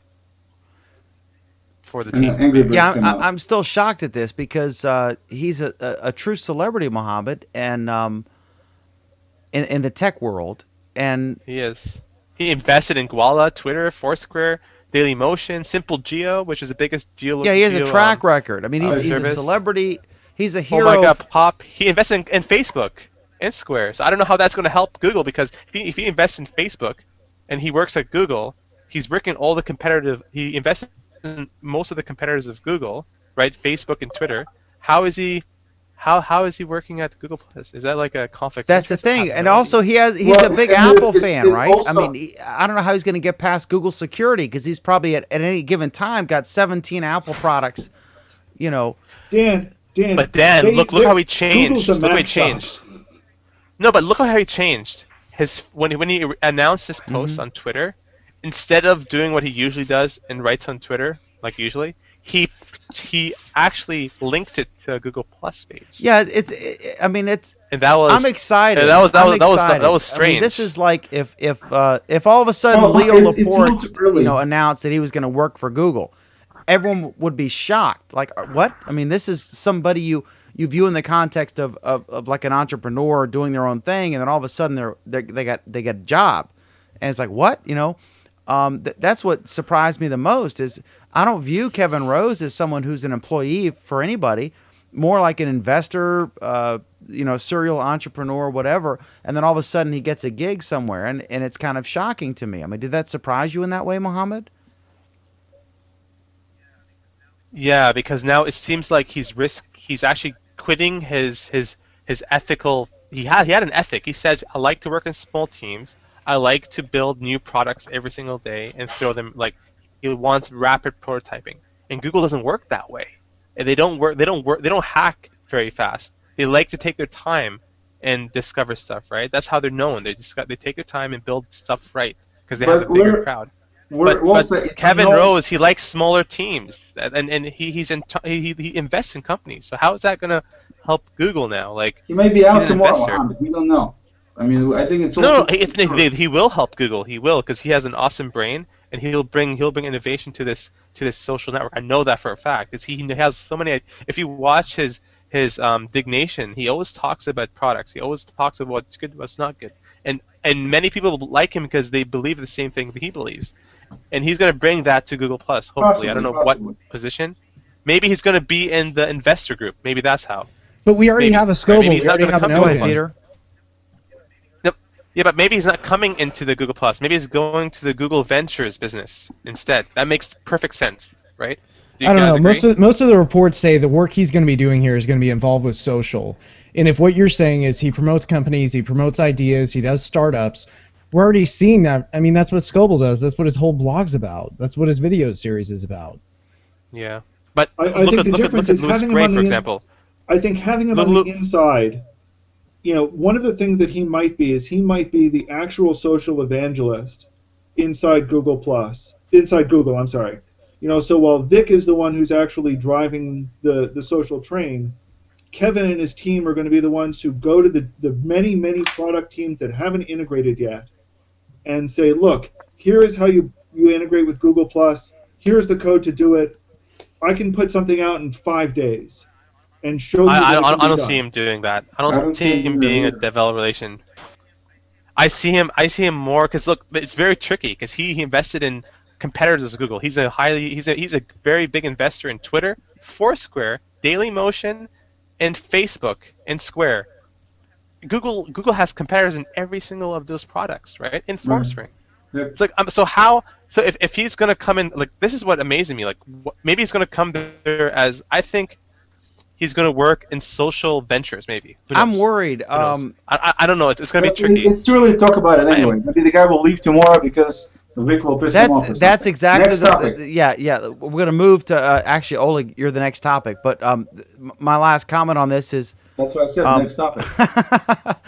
with a vested interest for sure. But Mohammed, I would say that I agree on everything you said, but I'm concerned about how long this relationship will last, because he is an entrepreneur, 1 year. and to go from that 1 to year. like Oleg and Alan, or freelancers or whatever you want to call it, if all of a sudden they work in a big Careful here. corporation like that and they got rules and who they can talk to, they have to clear it through someone. I'm pessimistic about how that relationship might work, and I'm a little concerned about. I mean, I'm excited about the prospects, that could be positive, but it's interesting to see this kind of thing. I think it's too early to talk about it. Next. No, wait, before the last comment. You know when Google acquired this company for how they built Hangouts? That was Simple. It's called Peter, help me Video, if and I'm- they didn't acquire them. They're just paying for the technology, from my understanding. No, not Video. The Say Now. They acquired Say Now.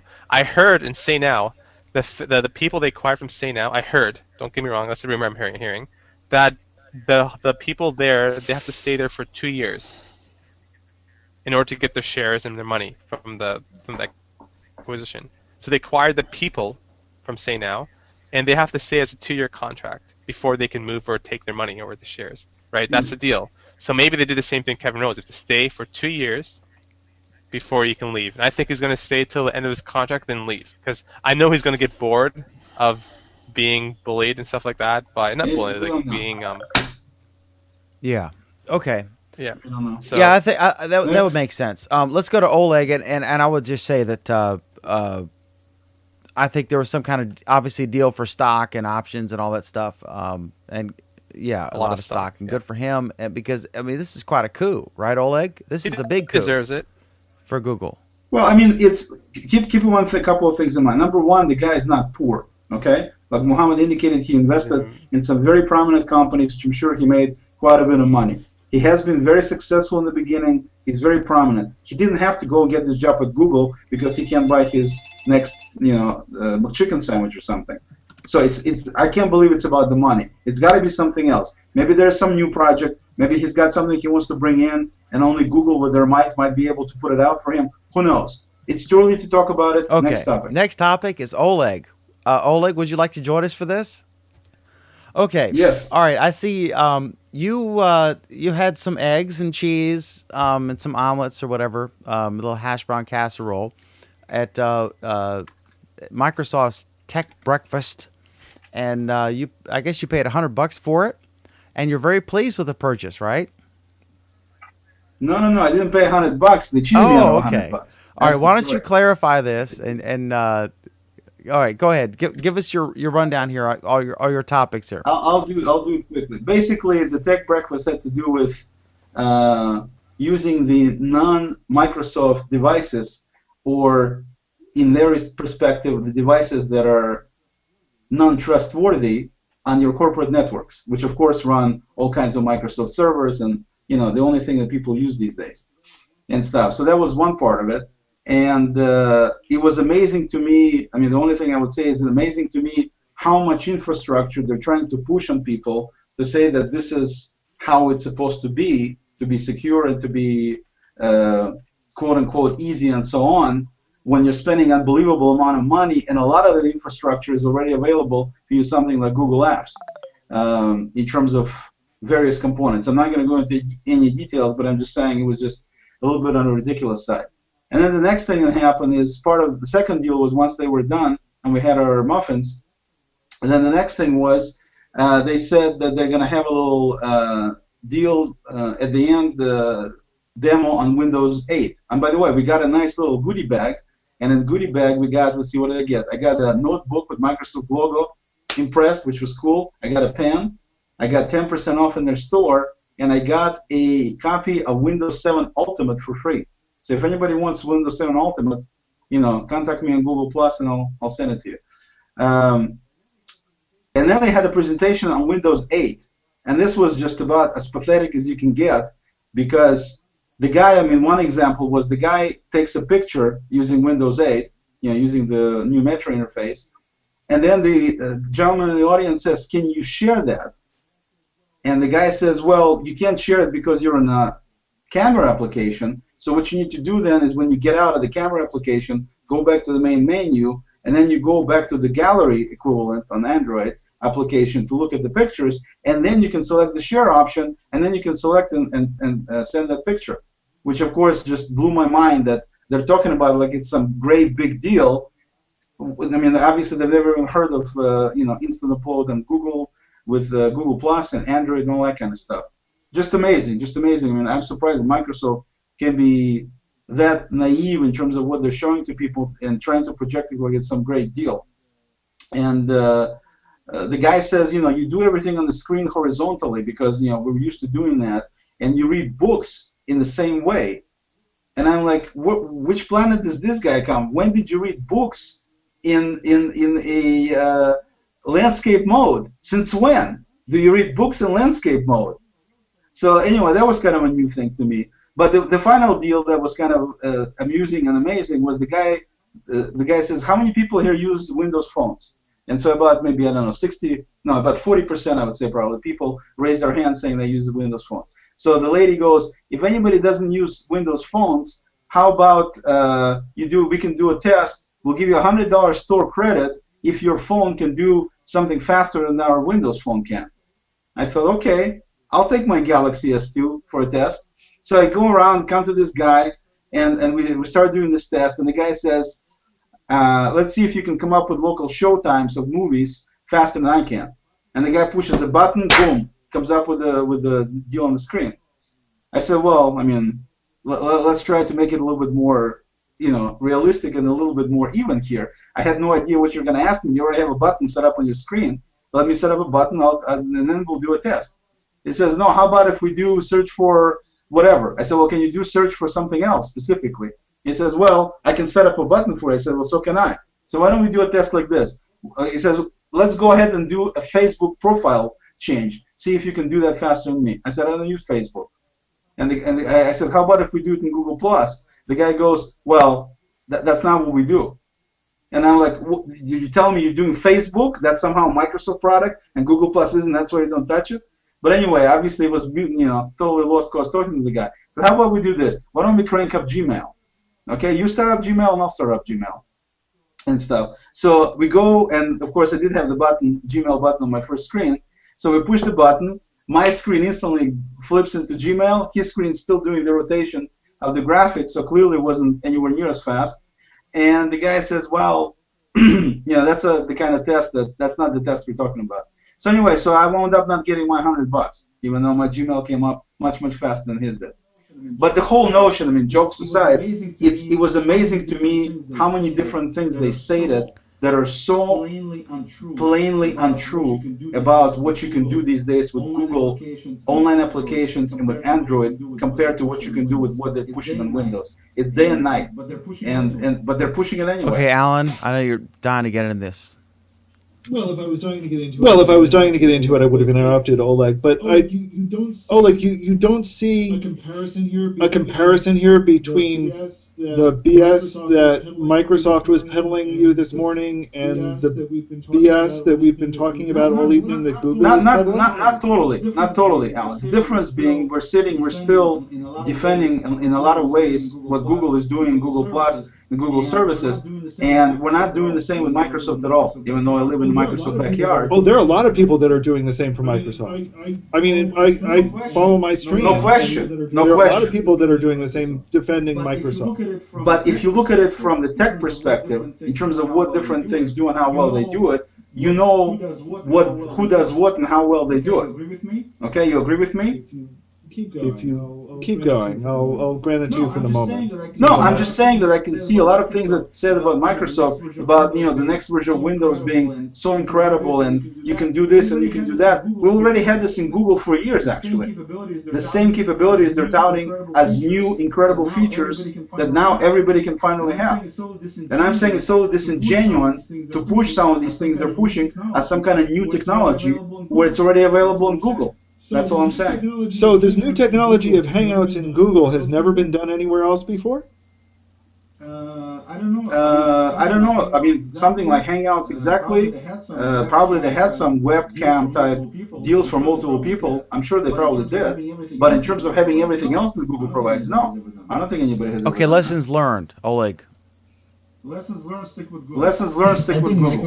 I think Microsoft had something similar for the offices. Next. Next topic. Next topic. All right. Okay. Next topic is Priz, right? Photo management improvements. Oh yeah. Now we're getting to the features that they actually did bother to roll out in the past week. This is probably like the only halfway decent feature that they actually rolled out that people like. Basically, one of the things that people have been asking for must have been about 9 months now, was the ability to manage photos, move them around in your album so you can position them differently, move them between albums. Previously, it was an absolutely horrible interface to do this. People had to resort to switching to Picasa Web and then switching back. Finally, these features are now finally rolling into Google+. So you can now change the order of your photos in Google+ itself. Great. Glad to finally have it. Maybe someday they'll get around to the rest of the improvements they've been promising for 9 months. Next topic. Okay, next topic is Anthony Klauser's here, and I want to ask him because I know Whoa. Echo. Got a bit of an echo there, Anthony. Hey, Anthony. Is it coming from me? It's coming from you. Because I have my headphones on and I'm not doing anything different. We can all hear Anthony okay. Stop breathing. I don't know how to fix that. All right, Anthony, I know you work at Wegmans and totally not at all related to Google+, but we've been hearing all this stuff about pink slime, and the main one thing I learned was that the main picture, they're talking about hamburgers, but the main picture that they're using for pink slime is actually chicken. And several, I guess the ABC News report asked 10 companies about it, and we went around on this. What are your thoughts now that you've dug into it a bit about this whole thing? Is it an issue? I mean, is this just an issue of transparency, or is this a substantive issue? What do you think? I guess to a certain degree, it's an issue of being honest with everyone about it. I think most people are upset because they didn't know about it, and the funny thing is, like, nothing's changed. People have been eating this for who knows how long they've been eating it. And they didn't know, and it was okay because they didn't know. I think the big issue is that people are being told they're eating ammonia, and they don't know what that means. I completely agree with you. I was actually going to say that. Sorry. So, I don't know. I don't think it's necessarily a big issue. I mean, what are hot dogs? All the garbage of that they don't use in other meats, and people are at least most people that I know, if not all people, are perfectly fine eating a hot dog, and I don't know if this is any different than eating a hot dog. A hamburger tastes good, a hot dog tastes good. So basically, I guess we're being told now. The thing for me is it's a filler, right? The difference is one has ammonia in it and one doesn't. But it's a filler. It's a filler, and the federal government and I did this with Oleg before. It's a filler, and the federal government allows them to conceal the existence of the filler. And that's the problem I have. Well, If you actually look at the product, okay, look, I don't have a picture because I don't have a legal picture I can use of a lean textured protein or whatever you want to call it. It's pink and it's kind of slimy. No, it's That's no. what it The looks picture like, that right? everyone sees of the pink stuff looks like Play-Doh. That is actually chicken. The beef Right. product that we're talking about actually looks more like rabbit pellets. Not the scat that they deposit, but the food, right? And it's lean textured protein, whatever you want to call it. The issue I think that outrages people is that grocery stores say it's 100% ground beef, but really it has, up to X percent of this stuff, and it's in 70% of stores, and you can ask the butcher, and they don't know if it's there, and that's the problem that I have with it. Let me ask Pam. You're a consumer. You've probably eaten a hamburger too. I'm also a scientist. Okay. What do you think? I mean, I think that this thing grew legs because it was about yet another example of the federal government dictating rules that allow these companies that donate money to the politicians to conceal facts from the public. I mean, I like Spam, I use Spam, low sodium Spam, and I can make a stir fry that would, you would die for. You would follow me. I joked in a post that you would follow me around with a plate. No. And you may very well if you eat too much. No. There's absolutely nothing you could do to Spam that would make me like it. Well, you know Sorry. what? You're wrong, because if you tried my Spam stir fry, you'd be amazed. But that's basically the same kind of thing. It's they take all the leftovers and they grind, do whatever they do, and make this gross concoction and then make it look pretty. Not that Spam looks particularly pretty, but what do you think about this issue? This exploded as a meme. Is it? What are your thoughts as a consumer and as someone who eats meat products? Okay, and also, for me, the biggest issue is the addition of the ammonium hydroxide. I understand why they do it, but if they ground the issue is of the parts that they grind up. Real meat from the muscle of the animal is relatively sterile, unless there's some kind of infection or tapeworm larvae or anything like that. It's relatively sterile, and once they stick it in a grinder with parts that are not sterile, that's where the introduction of the contaminants like E. coli and salmonella and things like that come in. And the ammonium hydroxide is to kill the contaminants.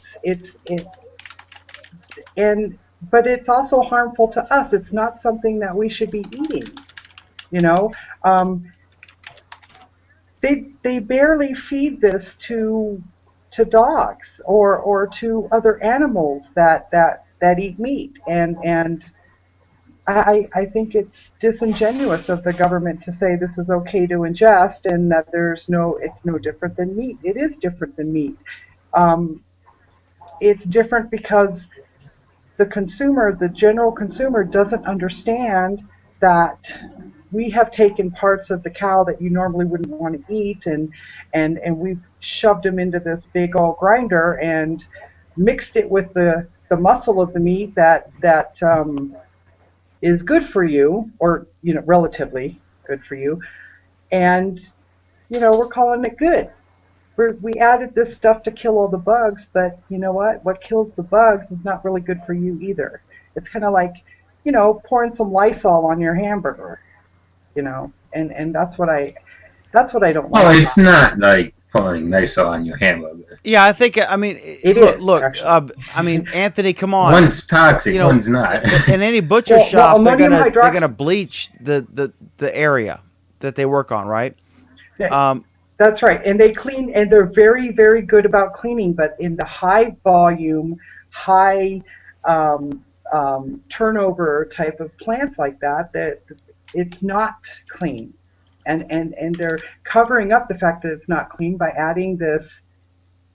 It's Yeah, but the thing, okay, so getting back to Wegmans, which is a wonderful chain, like Whole Foods, that kind of thing. I mean, they pride themselves on I've heard of them. quality, and they're a higher end chain, right? I mean, Anthony. Yeah. Yeah, they're Yeah, not. I mean, It's not Walmart. That's kind of a biased point of view, but yes. Yeah. So, you work there, so you're pro Wegmans. But the thing is, when I looked at their post, there was some disingenuous nonsense going on, some defensive BS. They said that the question of what was it? I forget the exact title, but it was about the pink slime, or no, it was they were focusing on the ammonia thing, and someone said, "Do you use pink slime?" And their response was they completely ignored the pink slime argument, because they do in fact use pink slime in their products, in some of their products, and they said that our processor Cargill does not use any ammonia treated products. And then they referenced a video that said that Wegmans Wegmans doesn't use I'm trying to remember. I can't remember, but they sidestepped the issue. They ignored the question. It was a non-denial denial, and if you they said Cargill doesn't use any ammonia treated stuff, because I think in the video they reference only one meat processor actually uses ammonia treated meat products. Right, beef. Right, it's not Cargill. But Cargill is in fact a massive producer of meat that includes this lean textured protein, which is been dubbed pink slime, and but again, it's all secret. That's the thing. They're allowed to just say it's natural beef, and I've been railing about this since I lost weight, about processed food versus natural food. Eat what like a caveman did. And it all gets back to that. This is all like a scam that the federal government allows companies to propagate by, secretly introducing these things and that's the reason we're all fat now. It's because of all this crap that they can put in our food. And I mean, what are your thoughts on this? As someone in the industry, who loves your company, and rightly so, they're a great company, but they're trying to juggle this PR snafu, and it's similar to what Google Plus is going through. They're facing some legitimate PR arguments that we've witnessed tonight, and they're trying to how do we deal with this, because everyone's doing it, and they kind of got caught with their hands in the cookie jar or whatever, however you want to categorize it. What are your thoughts? Because I know initially you said I was full of crap. And then I guess you looked into it and discovered that, maybe he's not full of crap, or full of pink slime. Well, I should say. I guess I don't fully understand this pink slime thing. My understanding was that pink slime was synonymous with the ammonia, and basically what you're telling me is that that's not true.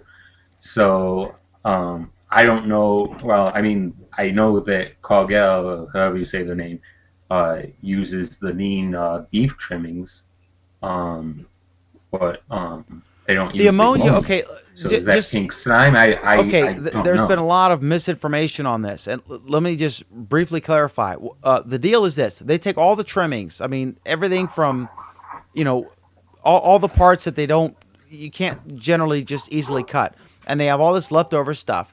The scrap of the cow, and they take it in a thing and they spin it and they force the meat out, and then they come up with this product, and then they create some kind of Play-Doh type whatever consistency for this product, and then one of the meat processors, it's not Cargill, which is the main producer for Wegmans.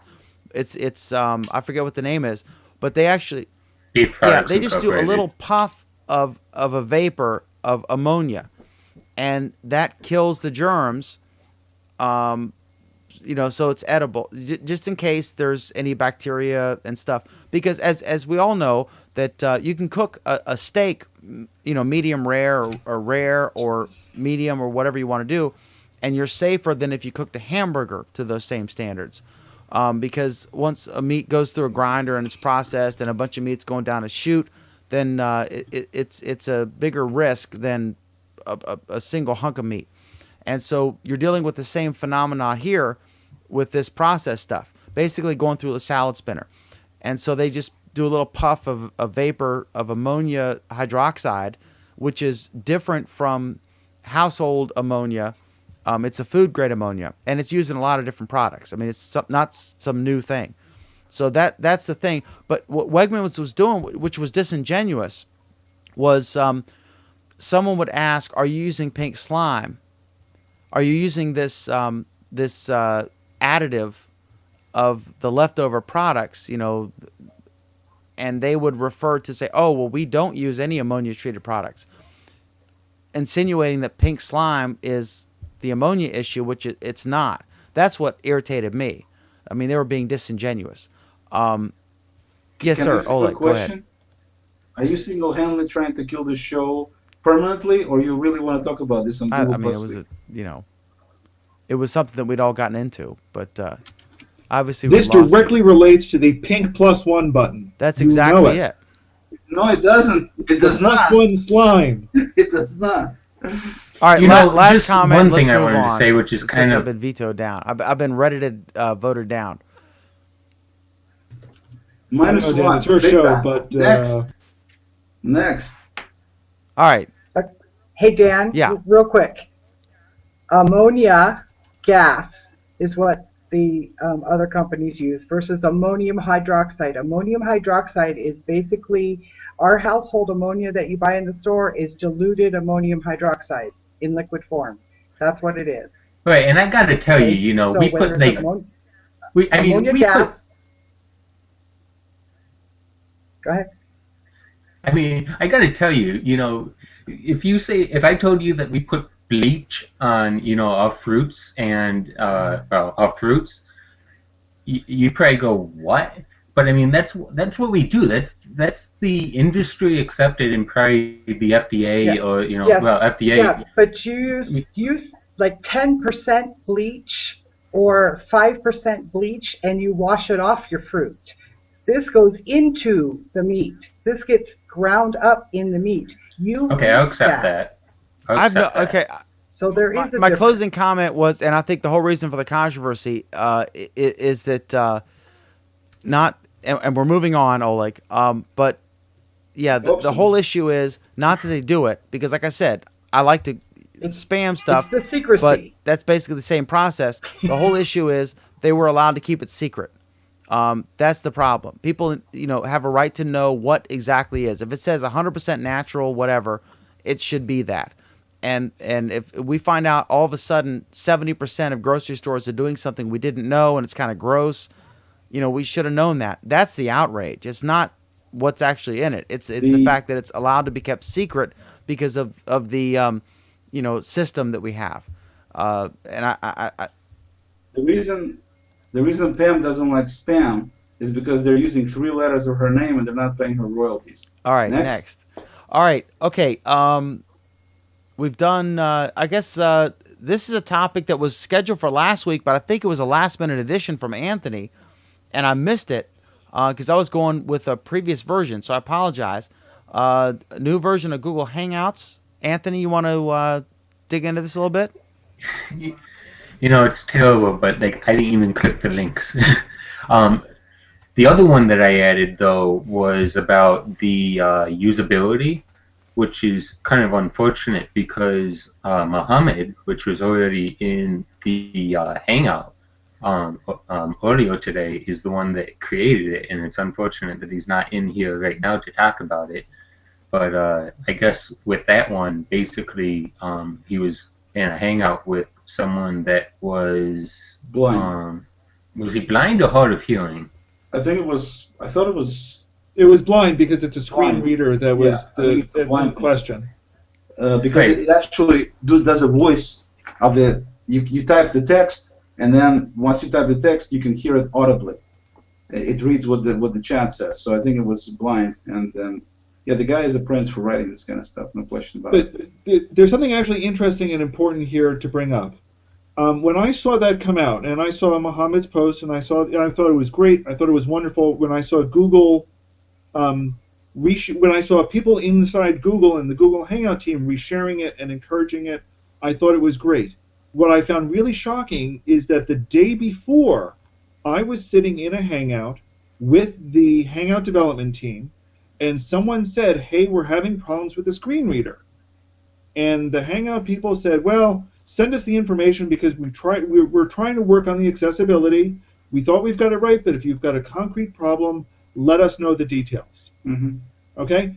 And Mohammed went and fixed it. And I think that's really saying something about the process going into some of these changes inside Google+, is that there's a lot of, we can call it bureaucracy, we can call it mechanism, we can call it thoroughness, we can call it whatever we want. But right now, changes, some of which may be important changes, are kind of bogged down inside Google+. And there might be perfectly legitimate reasons for it, but it's people like Mohammed who are able to show, hey, some of these changes may not be a big deal, and we can just go and do them. Yeah, right, and he does, and kudos to him. No question there. No question. The guy he did a great job with this. Speaking of extensions, I have one more thing that's not quite pink slime material, but interesting for Google Plus Week readers, viewers. There is an extension I found that saves the text as you type it in a comment or a post. And so if you accidentally lose it, which you can easily do if you do it from notifications, you can just simply click on the load button that they give you, and then it brings it back up again, which I'd love for Google to implement it as a permanent feature. Extremely useful. I've lost stuff I typed many, many times because of this. And once again, here's the thing. In this feature is already in Google Mail, it is in Blogger, it is in Google Docs, it is in just about every other place where they've got an input. Right. But it's missing from Google+. And they'll probably been asking for it since day one. Yeah, Alan, we talked about that. There's a lot of people are asking for a lot of things from them, and it's not like they're sitting collecting dust or doing nothing. It just, everything takes time. You know how that goes. Oleg, I know that, and you know that. And probably a ton of people also know that. The problem is you start to wonder at some point when when these are features that are in other Google products, why are they missing from here? I don't know. Why is it taking so long? Because there's a lot of different things that they're working on. I don't know where that fits in the whole priority list, and I don't know what other impact it has on other products too. Keep in mind, they're trying to do all this integration as they're moving this train along. So they can't, this deal with regressive testing be a nightmare to make sure everything is working right. Let me note that in the chat room on the Hangout chat, we have a couple of people who posted the scientific formula for ammonia, whatever, and I'm just noting that would never have happened on Facebook. Okay, Priz. I guess Google Docs integration graduates from extras and is now in regular Hangouts, but it is still has some integration issues, right? Yeah, still has some integration issues. It's great to see that they've made it from extras. In fact, I don't think there's anything now left in extras that's actually an extra. Right. Which is great to see. There have been a lot of people waiting for Docs to be integrated as part of Hangouts, so that's wonderful itself. One of the first problem I noticed, Peter reminds me that phone integration isn't yet in Hangouts, it's not extras. Thank you, Peter. One of the problems that I noticed while trying to use Docs in a Hangout is that it's not actually aware of who is in the Hangout or the circles. So I was in a Hangout with a friend of mine, and he said, "I've got this document for you to see." I said, "Okay, fine. Just click on Docs and share it." And he said, well, what's your email address? I said, you don't need my email address. We're in a hangout together. He said, no, it's asking me for an email address. So, there's this strange disconnect still that you would think that if you're in a hangout, it should be able to know you're in a hangout and should be able to share it with you. But it's not there yet. You could make the argument that that's intentional, and that that way they make sure that that a non-public document is being shared with people that don't otherwise have access to the document. Well, and that's fine, but why does this person need to know my email address? If they know me on Google Plus, and I've hidden my email address on Google Plus, which I have, their contact with me is through Google Plus. They're sharing it with me. Google Plus has been my identifier. It's authenticated me and it's vouching for me. Why does Google Docs still need my email address? Because sharing in Google Docs historically has been via email accounts, and they haven't done that part of integration yet. That's why. Right. They haven't. It's like I got an email the other day forwarded to me from Gmail from a person who has a document shared with her husband, and then they wanted me to look at it. So she shares it with the husband. Husband simply forwards me the email. I still can't open it. But you can make an argument why, if that's the case, if they're emailing me, why don't you automatically make an assumption that they're trying to share it with me? Otherwise, why would they email it to me? But these kind of, you can come up with all kinds of things like that. No, that's legitimate in saying that you don't necessarily want, that's an unintended escape vector for information. I think what this is a person who explicitly is trying to share something with me. I think at a point where they're trying to do so is in a forum where they're trying to do so. You're right. And there's a disconnect between these two sides. Yes, and that's because the Google Docs before had it set up whereby you share everything via email addresses, and they still have it that way right now until they get it done with integration with the other stuff. That's why. We know why they're doing it. It's just, it's not doing it the way you want to see it done. The answer is technically yes, I know why there is this barrier in place. What I guess I am asking on a bigger level is why is that still there?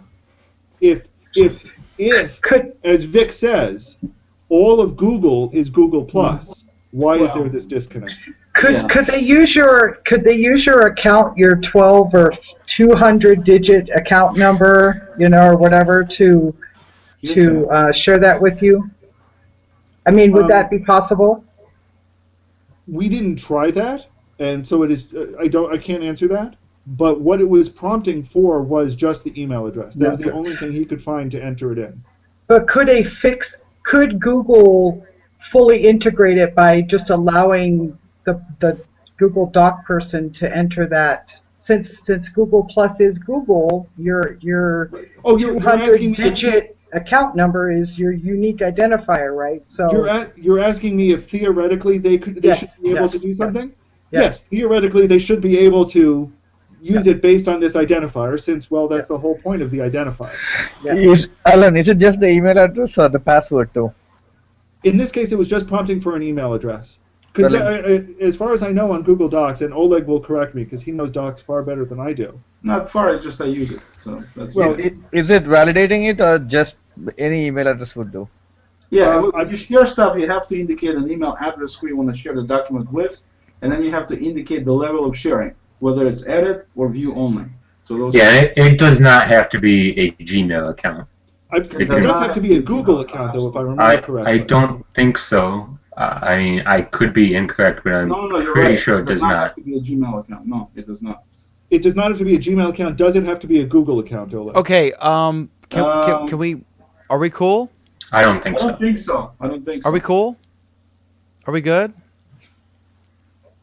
You're peachy all right, cool. Because we're Dan. like at 2 hours and 16 minutes. It's because of Pam. Basically, it's largely Pam's fault. Yeah, I would say. All right. We just did find people. Fine. Yeah, find people. Tell me about that, Priz. That was an interesting one. A Google Plus engineer made a post to his circles, basically a very casual post saying, "Hey, we did some work with Find People, and it's producing better results for me. What do you guys think?" And a whole bunch of people said, "No, it's still producing pretty bad results for us. Mostly, it's producing people who I uncircled." And he said, "Oh, well, that's something we need to fix then." So it was an interesting, very casual conversation between Google engineers and a bunch of his followers that told them they were still on the wrong track. That brings up another issue of a community manager who, as you eloquently wrote in our show notes, asked for asked for feedback. So what's that about? Yeah, Natalie made a post this afternoon basically saying this is going to be a new feature she was going to run every other week, where she just goes and kind of turns the floor over to everyone and says, "Hey, what features do you guys need? What problems are you encountering, and so forth." I put the link in the show notes so that everybody could go look at it. It's only had about 200 comments so far. So if you have something that you want Natalie to read and respond to, now's a good time. And Natalie's the community manager for Google Plus. I think she's the one of about 6, I guess. I'm not sure how many there are. She is, yeah. Well, there are a whole bunch of community managers, and since all of Google is, all of Google Plus is Google, there are a whole bunch of them. But she's the one who primarily responds to things about the stream and about Hangouts. And so basically, she just kind of opened it up to say, "Hey, what are people looking for? What are the problems? What are the questions?" And people are raising a whole bunch of issues, some of which date back a while. And again, maybe this is an attempt to reach out to people and try to actually, push some of the fixes that people are asking for. Okay. On the other hand, it could be totally ineptness on their part. Because, if you play devil's advocate, listening to some of the things you mentioned, Alan, that there's so many things they're sitting on that they should get done and they're not getting done, seems silly to actually ask for more work when you can't even get the stuff done you should get done. Well, but I don't think any of this is actually new work. I'm sure that all of it is it's all somewhere on their list of things to do. So then why they're ask? now asking for people to really just say, well, what's most important? Well, it's going to vary depending on people. Squeaky wheels. I wanted something totally different than Pam wants, and that's unlikely to change. Yeah, and that's been the problem that the community managers have had to deal with for a while. See, he wants that minus button bad. No, I don't want the minus button. But it better not be red. It better not be red. Okay. Performance enhancements made to the Android. I guess not the mobile app so much. I'm not sure who did this. Who put that topic in? They updated the web browser, right? About a week ago, for the mobile, for the Android deal, there was a new download. I don't know exactly what they. I think no, it's not. It's not that. I think this is referencing the new web browser, the mobile web browser interface. Chrome, you mean? No, if you're on your phone and you go to. Yeah, no, it's not Android. Basically, there's the mobile non-Android, non-iOS version of Google Plus, which probably none of us use. In fact, what's the practical application of that? Anybody who has a smartphone is going to have BlackBerry. It means if you're on BlackBerry or a Windows phone, you'll be able to get to Google Plus. Well, that's wonderful news. That's a great innovation. I'm so pleased that Google has. Well, no, Dan, it's important because this means that Google can say, hey, if you're on any smartphone, you can use Google Plus. It's not something that some of the other sites can really say. Right. Does Facebook actually have a real mobile site? I don't know, but I don't. They don't even have a real mobile app. Yeah, well, don't make me bust out my Palm Trio and test this new app to see how. Talk about majoring in the minors. Okay. All right, Oleg, you got a new keyboard dock, right? Yes. Would you like to show off your new toy and tell us about it? Keep it safe for work, please. It's the old toy that has the. Yeah, no, it's definitely safe for work. Basically, it's one of these deals that I don't know if you can see it or not. Let me turn on the light. It's getting kind of dark here. Yeah, it's just basically a docking deal that has a little slider here that allows you to simply unplug the top part. Or maybe not so simple if I use one hand, but I use two hands. And then once you take it off, the tablet separately, the keyboard part came separately. And the cool thing about the keyboard, it's got a couple of ports on it, so you can put real SD stick in there, not just mini deal. And also it has ability to have your battery extends for 6 more hours. And the keyboard is actually very nice. It's a chiclet keyboard, but very nice, integrates very nicely, works great. And so it basically makes it be like a little laptop. So I think it's excellent. Anybody who has Transformer Prime and definitely could use one. And see, you can play games like Shoot the Apple. I went to saw the new iPad today. So all right, what's the cost of that? Shoot the Apple. What's the cost of the Transformer Prime with the keyboard? With and without. This keyboard costs $149 with the battery and the ports and everything. So it's a dock basically. It's not just a keyboard; it's a dock. And so it's $150 if you can get it. Some people are selling it for more. And then just snaps in place. And once it snaps in place, you can open it much, little, however you want. So you can see it's really thin. Yeah, it's great. We talked about this months ago. Is it still hard to get? It's hard to get. Yeah, it took me, like. No, Dan. I have the original Transformer, which looks basically the same. It's just different hardware. With the dock. But he has the new Transformer Prime, which basically has superior hardware to mine. Big thing. Well, okay. So what's the cost of the whole deal, Oleg? Well, so it's $500 for 32 gigabyte tablet, and then $150 for the dock. So you end up paying $650 or $100 more if you. So you're in the same ballpark as an iPad. And it's an absolute steal. You're in the middle of the iPad range, but you get a keyboard with it. Let's talk about iPad. Okay. Well, how much is a no, really, do we not have? Go. Pam, what's the question? I said, how much is a laptop with a touch screen? The tablet itself is $499, $500. No, what I'm saying is, what you've done is created a laptop with a touch screen. So what and you could buy? Yes and no, because I can use it as a tablet. I can't use a laptop as a tablet. That's the difference. That's true. That's true. So other than that, you're right. I wasn't trying to create a laptop. It just when you actually want to do some work, I have to have a keyboard to type. I can't type on the screen, and that's why. And I do a lot of programming, so it ends up being that. That's why. And that plus battery makes sense to have it. Those are the main two reasons. But essentially, you're right. I did make a little laptop. Do you miss the mouse pad? I mean, now that you've used it for quite some time, Oleg, is it all that like we thought it would be? I mean, is it a great? It's very nice. Like I said, I went right here. Strik, if you see it, this is the it's got a little pen on it. I went to see the new iPad today. It's amazing to me the naiveness of Microsoft people and everything else at the store, which was across the street from Apple's. It's amazing how they open it right across the street. But tons of people, tons of these geniuses, as they call them. The guy had no clue about anything else. He only knew Apple, which of course to me doesn't make him a genius because he doesn't know anything else. But the guy showed me the iPad, and it's a good thing that Dan is yawning because it's exactly what new iPad is.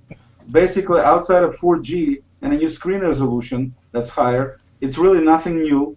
The video that they showed me was not as fluid. Yesterday, I rented a movie from Google for the first time and watched it on the tablet. I'm telling you, it was much, much nicer and more fluid than today watching a video on iPad. It was not as fluid as on my tablet. That's number one.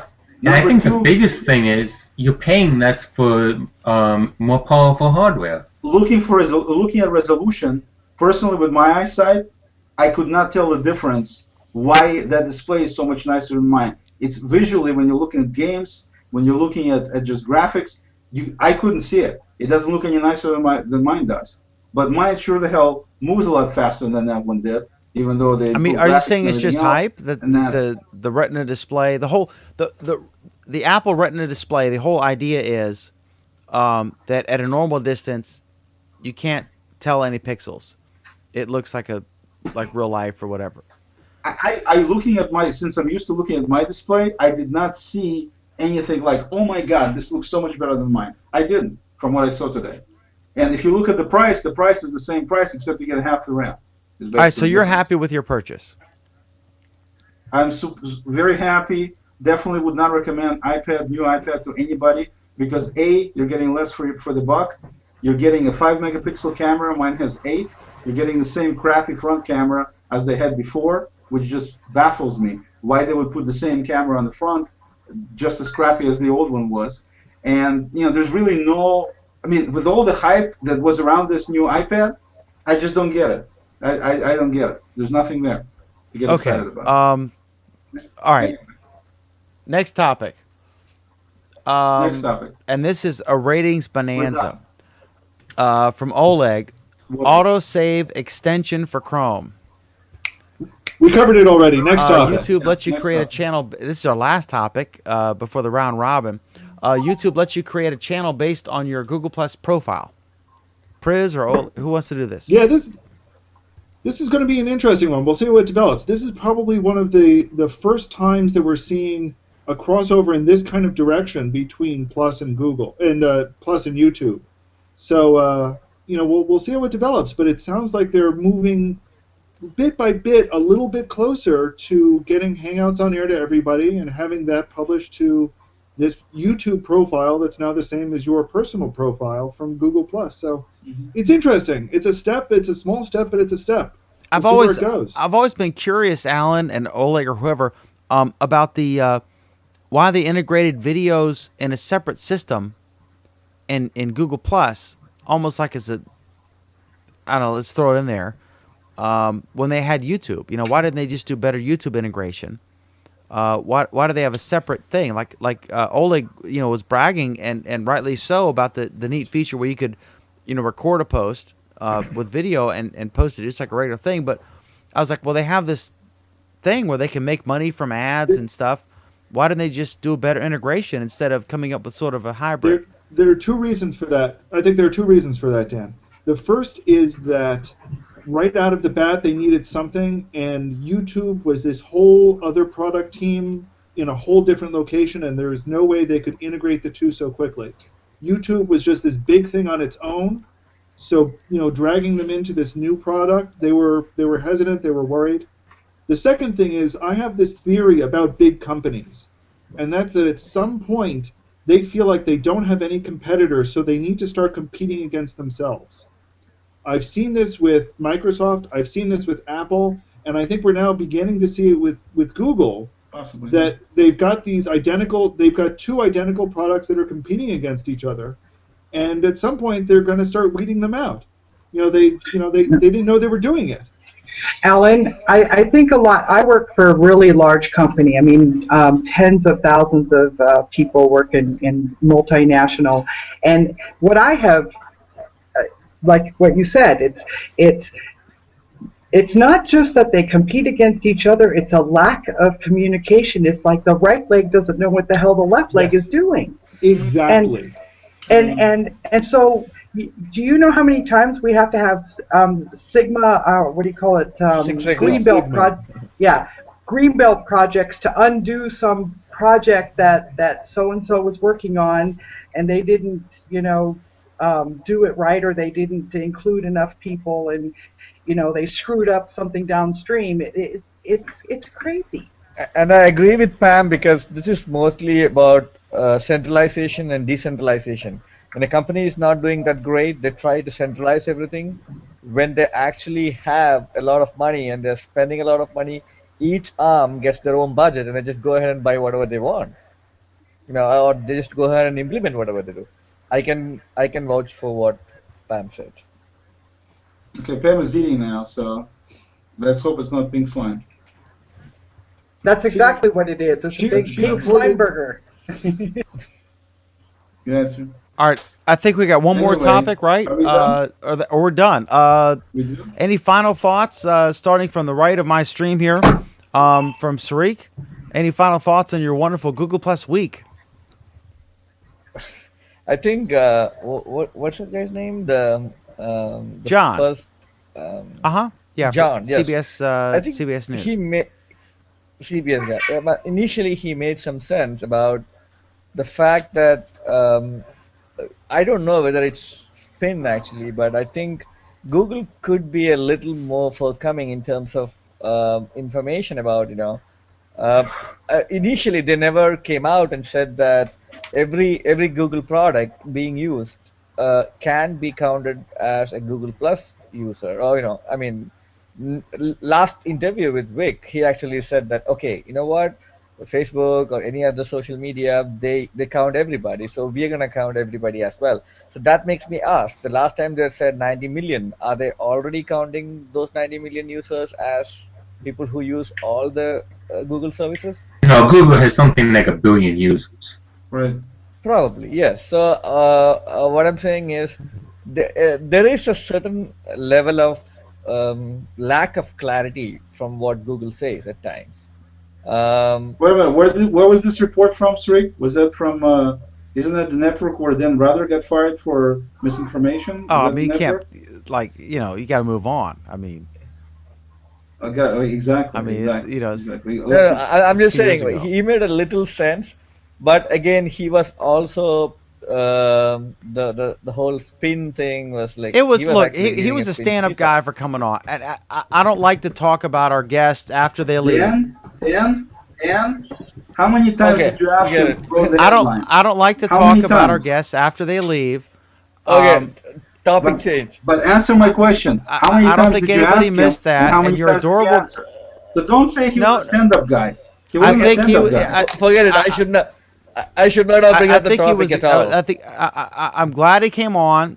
He made our show richer, and I learned from him. I hope he comes back. I just think it's, I think somebody else probably wrote the headline. But he has to, You think? he works there. But his article, if you look at the meat, right, not the gravy. If you look at the meat of the article, he has a point. He has a First Amendment. He made some sense. Point. About his headline, I think it takes some courage to stand up and say, yeah, the headline doesn't jive with the article, but I take the blame for that. He said all the right things, and I don't want to get into that because I don't want to cause him some issue, But yeah. That's credibility. Yeah. I've got to give him credibility. I mean, he came on. For I emailed him because Mike posted that thing, and then you mentioned one of you two guys mentioned me and drew my attention to that post about the story. And I read it, and I, quickly emailed him. He immediately emailed me back. He had never used a Hangout before. This was his first ever Hangout. And I said, do you have a webcam and a mic and stuff? And he was he was eager to join us and engage in the debate. And I like that. I love someone who is willing to engage in debate, even if they disagree with me. And this guy, I give him props, for that. I don't think he wrote the headline, but how about let's move on. But he wouldn't answer that, but he would knock Vic for not giving the stance that he wanted to see. I mean, how is that not hypocritical? I think it's going to be interesting to see what happens with Kevin Rose the first time he's asked some awkward question in one of his TV appearances about Google. And he had, all of a sudden he's reined in. That's what I'm thinking. Yeah. The expectation is that Google is supposed to do this and they're supposed to do that, and he's supposed to answer questions. He's supposed to give the numbers. He doesn't have to do anything at all. There was some bad press. The guy tried to put some word out saying this is BS. It doesn't have to go farther than this. He doesn't owe anybody anything. What did you guys think about what Samantha was saying in terms of she doesn't have anybody she knows on Google Plus? Whereas I was trying to make the point that she's being a little bit not what's the right word to use? She's not really being giving a shot to Google Plus like she gave to Facebook, because at the time she agreed herself that in the beginning she didn't have that circle of people on Facebook either until they got built up. So my point was just simple logic. Why don't you give time here to do the same thing? Let it grow. If people do come, if they don't come, they don't come. Then you can have a point. But at this point in time, it's only the stupid thing has been out for 6 months, and you're comparing it with whatever it's been, 7-year-old network on that. And so if people didn't come there at first, why are you expecting people? But Oleg, look at everything else that she was saying. She was saying that Twitter was easy. It was, you could adopt it quickly, and therefore you could keep using it. And that's what was its appeal. Pinterest has the same kind of appeal. Google Plus is more complex, and Google has made it more complex and is not helping people get on it. Alan, Google, go ahead, Oleg. Are you having difficulty using Google Plus? No, he's a smart guy. See, that's what Muhammad I've never had to was. look at an FAQ for Facebook or Twitter. And like with Google Plus, some people have to look at training videos. You know, come on. Are you having difficulty or not? Are you still echoing, Oleg? I'm not echoing. I'm asking you a question. No, Alan, Oleg, did you hear what Mohammed Mansour said? Smart people can use it well. No, Right? it has nothing to do with smart and not smart. It has everything to do with personality types, and that's the real thing. I'm not entirely sure it's personality types either. I think personality types will use it in a particular way, but in getting into it, it requires and involves something else. And maybe that is personality types, but it's not I can't figure out intelligence. this peculiar technical glitch I that agree. It's not that difficult to use. It's not that difficult to use at all. I didn't say it was difficult to use, but compared to Twitter, it is far more difficult. Twitter doesn't to use. do anything. listen. You type in 140 characters, you hit enter, you're done. There's nothing else to do on Twitter. Why are you comparing All right, it so to we all Google agree. Plus? We all agree. Because everyone else is comparing We it all to agree. Google Plus. I do find it odd, Alan, that have you noticed that the echo problem with Oleg's audio speakers or whatever, it seems that everyone echoes except when either you or I speak. I'm not sure what's up with that. I think that's some kind of bizarre technical glitch there. Okay, Pam, I know you did you see this this meme that went out? Oh gosh, hang on. Okay, I'm sorry. You invoke the wrath I of got the some. echo god. I got some issue. Pam, how was your week? How was your Google Plus week? Any final thoughts? No, my week was great. I love Google Plus. I use it all the time. I'm on hours and hours a day, and other than everyone, I'm not happy that people decide to troll these reporters who put out these articles that Google Plus is a ghost town or whatever. That kind of pisses me off because I don't think it's helpful at all.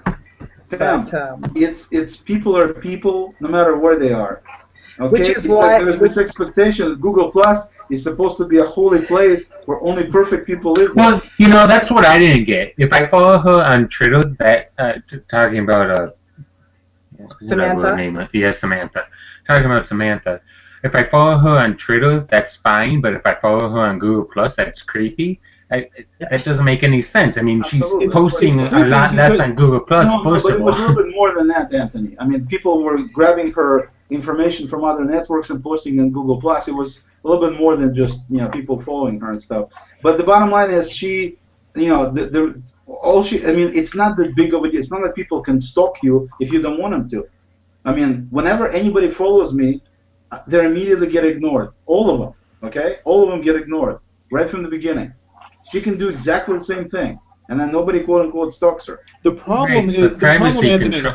The problem, Anthony, is that there is this perception, true or not, it's one that Google encouraged from the beginning, that Google Plus is a better Facebook. And on Facebook, somebody trying to follow you or somebody trying to become your friend is kind of like a stalking thing, especially if you don't know them. The problem is that attitude, that perception has carried over to Google Plus from some people, Yeah. and they haven't made the shift, and Google has not really encouraged the shift.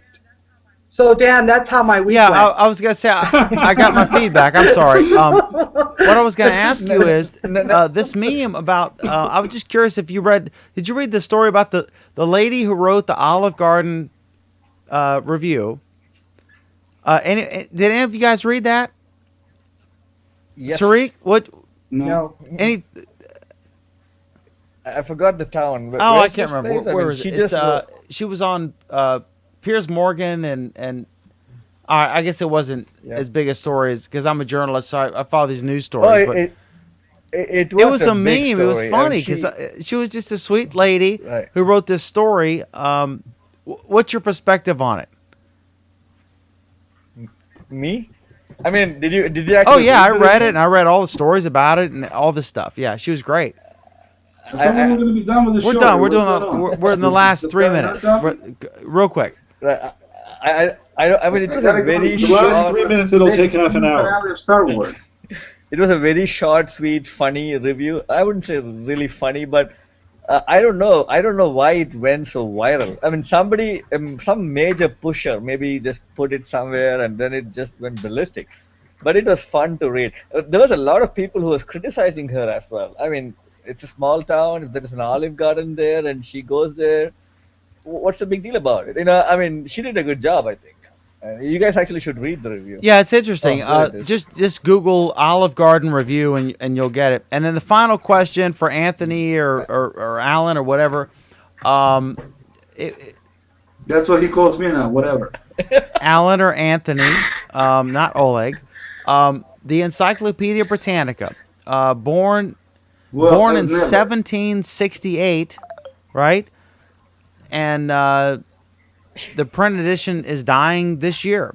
So this is something of note, right? For anyone who's Let's get this straight, Dan. The print edition has been dying for a long time. The print, and it's just that they finally called the code on it this year. Yeah, I think it's not so much delivery. It's more that it's obsolete as soon as it's printed, right? I mean, like when the best example is when all of a sudden everyone said Pluto is no longer a planet. No, right? And all of a sudden every Actually, book that talked about planets is obsolete. I mean, that demonstrates the power of digital. Here's the thing about the Encyclopedia Britannica. They published supplements. If you bought the 2008 edition, for example, you would be getting supplements that made corrections for the next 2 years until they released the next version. So the Encyclopedia Britannica tried to keep itself pretty up to date on things. That's not really what killed the Encyclopedia Britannica. What killed the Encyclopedia Britannica is that it's an expensive thing, and instead of paying, I think it was like $1,300 or something. Yeah, Instead of paying that amount for a set of books, people were paying the same amount to buy a computer. And it's not that it's not that you could get the same things out of the computer. It's certainly not out of the internet. It's that the goal of these two devices was in some ways the same thing. It was to educate, it was to teach. So people diverted their personal education money from a set of books to a computer. And I saw that commentary somewhere today. I thought it was very insightful, and I think it's pretty much on the money. What I expect, if Britannica is smart, and I think these guys are, there is going to be a on-demand version of an Encyclopedia Oh, they do. Britannica. No, so that they have a big digital presence that they're... No, I don't mean digital. I mean a printed on-demand version. So that people who want to be able to say, hey, we've got a copy of the Encyclopedia Britannica, will be able to You know what, though? I think that's their biggest thing, though, Alan, is when we were kids, you could quote them, with authority. Well, the Encyclopedia Britannica says, or, like Webster's Dictionary. Now, when's the last time you heard of them? That's the problem. The relevance in their authority has been largely diminished. And Wikipedia. I mean, but then, they're criticized. But I tell people, when you use Wikipedia, look at the summary, but then go to the links and look at the source material. Try to source it back all the way to the very beginning. And it takes some time, but then you can get a real, a pretty good picture of something you can source out. There's a way to use Wikipedia. If you're trying to do a general thing, like, if you're doing show prep for tonight and you're like, let me try to find some interesting tidbits about Kevin Rose, you go to, Wikipedia and you're probably pretty safe. But if you're writing a college term paper, it's a different story. But that's the thing, Dan. How many people are really looking for, if you're a research candidate, you're probably going to go and do it on Google Scholar or something. Most of the people nowadays, when they're Googling, they're mostly looking for quick information. They're not really going to go for the source. Wikipedia is I'm not saying that it is actually correct. a lot of scientific community folks doesn't even like Wikipedia because citations and all these things are a little blurry, and it can be publicly edited also. But the point is, a lot of times, I mean, if I want to know something, I actually search, Dan McDermott wiki, So I actually go there, I get some quick information. That's it. Like you said about Encyclopedia Britannica, another book which is probably dying is Guinness Book of World Records. When I was a kid, my father got me one. It is irrelevant now. I mean, well, the Guinness Book of World Records is so different even than from when I was a kid. I mean, it's such a it's before I would, yeah. I mean, it's an entertainment book instead of a. I mean, I don't know. I think it always was an entertainment book. But you can't really it's compare. much more of an entertainment book. I mean, it's put out by a beer company, right? Guinness beer. I mean, that's what it is. Yeah, it's always been a novelty. All right, any final thoughts? Alan, last word, 10 seconds. Last word, 10 seconds. It's been an interesting week in Google Plus, but everyone's back from South by Southwest. They're getting pounded on criticism about not producing enough results. We better start seeing results soon, or I don't know. There are going to be pitchforks outside the Google Plus. It's going to be interesting to watch as this progresses, and we will, of course, document it as we always do. Hey, thanks so much for watching. This is In the Can. This is the last moments of Google Plus Week. Thanks so much for joining us. I'll see you back again Friday, 8 p.m. Eastern, 5 p.m. Pacific, midnight now, GMT. Thanks to America's wonderful system of Eastern, whatever, standard, whatever time. All right. Y'all have a great time. Thanks.